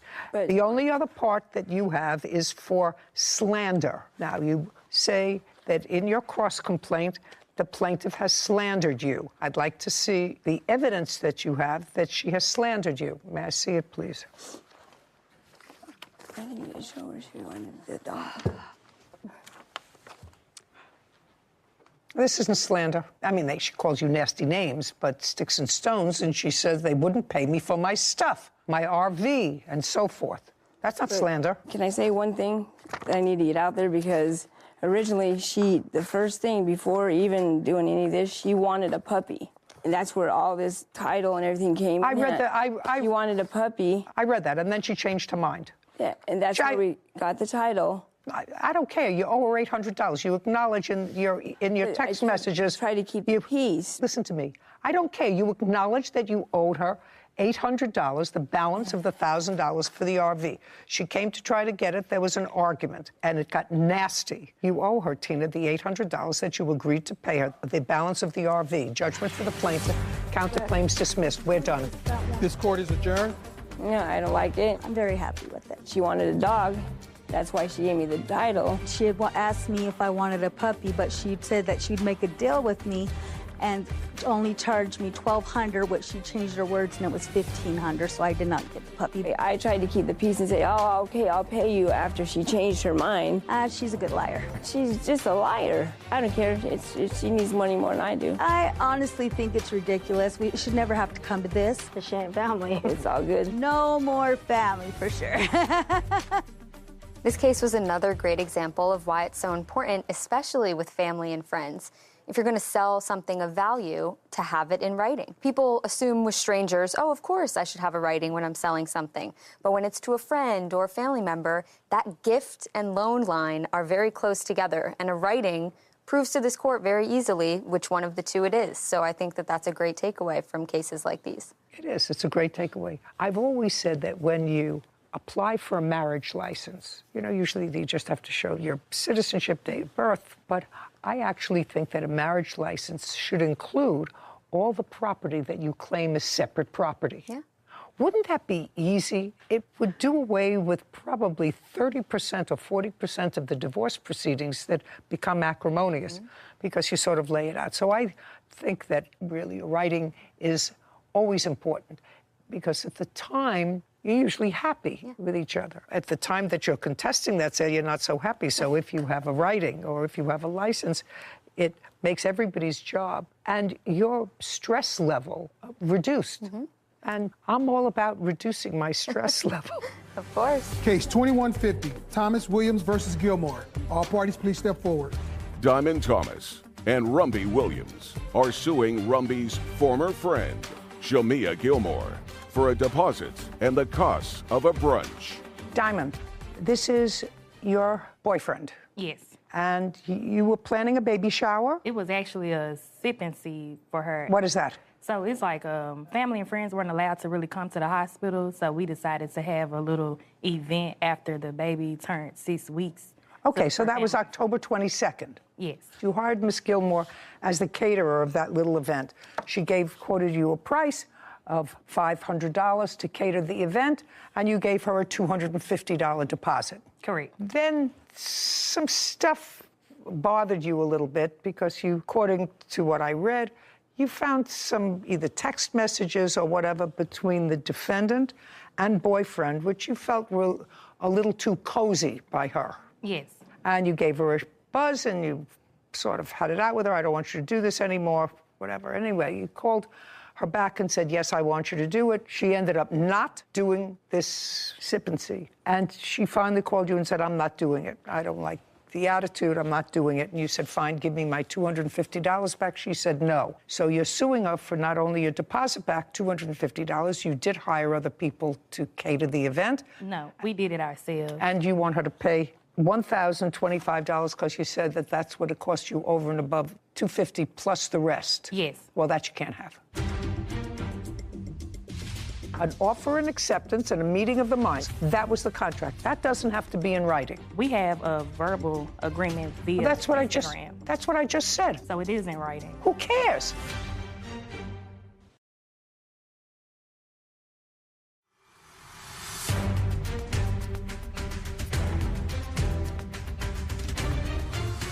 Diamond Thomas and Rumby Williams claim Rumby's former friend, Shamia Gilmore, owe for a deposit and the costs of a brunch. Okay, you're going to tell me you chose not to do this shower? You chose not to do it. Well, it's not that I didn't choose not to do it. It's she went to Twitter and threatened to beat butt, and I'm not doing business if you want to fight me. Okay. It doesn't make sense to be in the Okay, same. well, I don't blame you. If she went to Twitter and said something nasty about you, then I wouldn't do her baby shower, sip and whatever they call it. I wouldn't do it either. Then you have to give her back her $250. And I bought items for the brunch already. I offered the mimosa bar back and I offered $125 back. She wants the whole thing. If I already spent money out my pocket, there's no way you think I'm gonna give you a whole $250. That doesn't make sense. Well, just a second. Okay. Let me see what she wrote about you on Twitter. And also, Judge. So what you're saying is you actually made a purchase. Yes, ma'am. Okay, you have proof of that purchase that you made? I have the mimosa bar. I don't have it with me, but I didn't print anything off. I don't still even have know the what that mimosa is. bar. What is a mimosa bar? So it's where you put the mimosa glasses on it's a grass wall, but it has where you hang the cups up at on the wall with the mimosa glass, like the champagne flutes that you put on the wall. And then it has. Have you used that before? No, well, I bought one before, but I still have it brand new. Just a second. Have you used it before? You're a caterer. Yes, ma'am. How many times? Quite a few. How many? 2 hands, maybe 7 or 8 times. Okay. And you buy a new one each time you use it? Yes, ma'am. I let them keep it. Just a second. You let them keep it. Well, now you can keep this one and use it next time. Okay. And I would like to say something about the $950 that she owes us. We gave her a deposit of $250, and she is claiming that we had made anything threatening towards her. No, just a second. And she canceled on us. And so I feel that we didn't have enough ample time to be able to find another caterer to do our event. Well, that's too bad. Can I ask why? Absolutely, because you're entitled to your money back, but your contract was for her to do a party, which she ended up not doing. Can we see the contract? Because I don't. No, you haven't. We don't have the contract. Yeah, and yes, you do. You had an agreement. She was going to do an event for you on October 22nd. You agreed for her to do the event for you on October 22nd, and you gave her a $250 deposit. That's a contract. It's an oral contract. You had an offer. You had an acceptance. That's a contract. An offer and acceptance and a meeting of the minds. She was going to do the event for $500. You paid her $250. That was the contract. That doesn't have to be in writing. We have a verbal agreement via Well, that's what Instagram. That's what I just said. So it is in writing. Who cares? Well, it was the point that how are we supposed to be compensated for everything that we had to do after she canceled us? Well, you have to grow up. You have a baby. Yes. Right? Yes. Is this your only baby? Yes. Great, you have a baby. You have to grow up. I grew up so much, the old me would have beat out one of you. What is that? I'm not sure. Would you show this to the plaintiff? I'm just curious. She's going to give you back your $250 anyway. She chose not to do the event. What? I don't know what that is. I'm showing it to you. She gave me to show me something that you wrote. You want me to read this? No, I'm or just you want me to asking. tell you what it is? No, I'm just asking you if you were the author of that. Yes. And did you write it about? It was just a general statement. It wasn't about anybody in particular. That's why I didn't give that back. Direct it to the name. Very, very easy. Your baby nice? You happy with your baby? Yes. Very good. You have nothing to do with her anymore? No. Good. You have a mimosa wall? Use it for another event. Judgment for the plaintiff in the amount of $250. We're done here. Thank you very much. This court is adjourned. I don't agree with the judge's decision. I'm satisfied with the $250 and knowing that Shamia was wrong to keep our deposit after she canceled on us. It's just a lot of mess. I won't do business with them ever again. It is what it is. If she felt some type of way, that's on her. I'm gonna keep on doing what I'm doing. We just won't ever do business with her again because she is very unprofessional, just like the tweet said. Do you know it's an exciting day when at my age you learn something new? We learn a lot of new things here. Learn a lot of new things here. So I've just about mastered the engagement party, the wedding, bar mitzvahs, bat mitzvahs, quinceañeras, christenings, baptisms, baby showers, if I haven't mentioned that, anniversary parties. But this is the first time I ever heard that expression, a sip and see. Yeah, I think it's a new thing. I think COVID probably played a role in it, about people not wanting to have big parties or interact with large numbers of people, especially before giving birth with all the hospital requirements. So I like the idea. I've only been to 1 or 2, but the idea is you wait for your child to be about 6 weeks old, so they've been vaccinated, and they're not vaccinated when you're 6 Well, the first round of baby shots, and then they're able to see family and have a baby shower where the baby is included. So I'll add it to my list of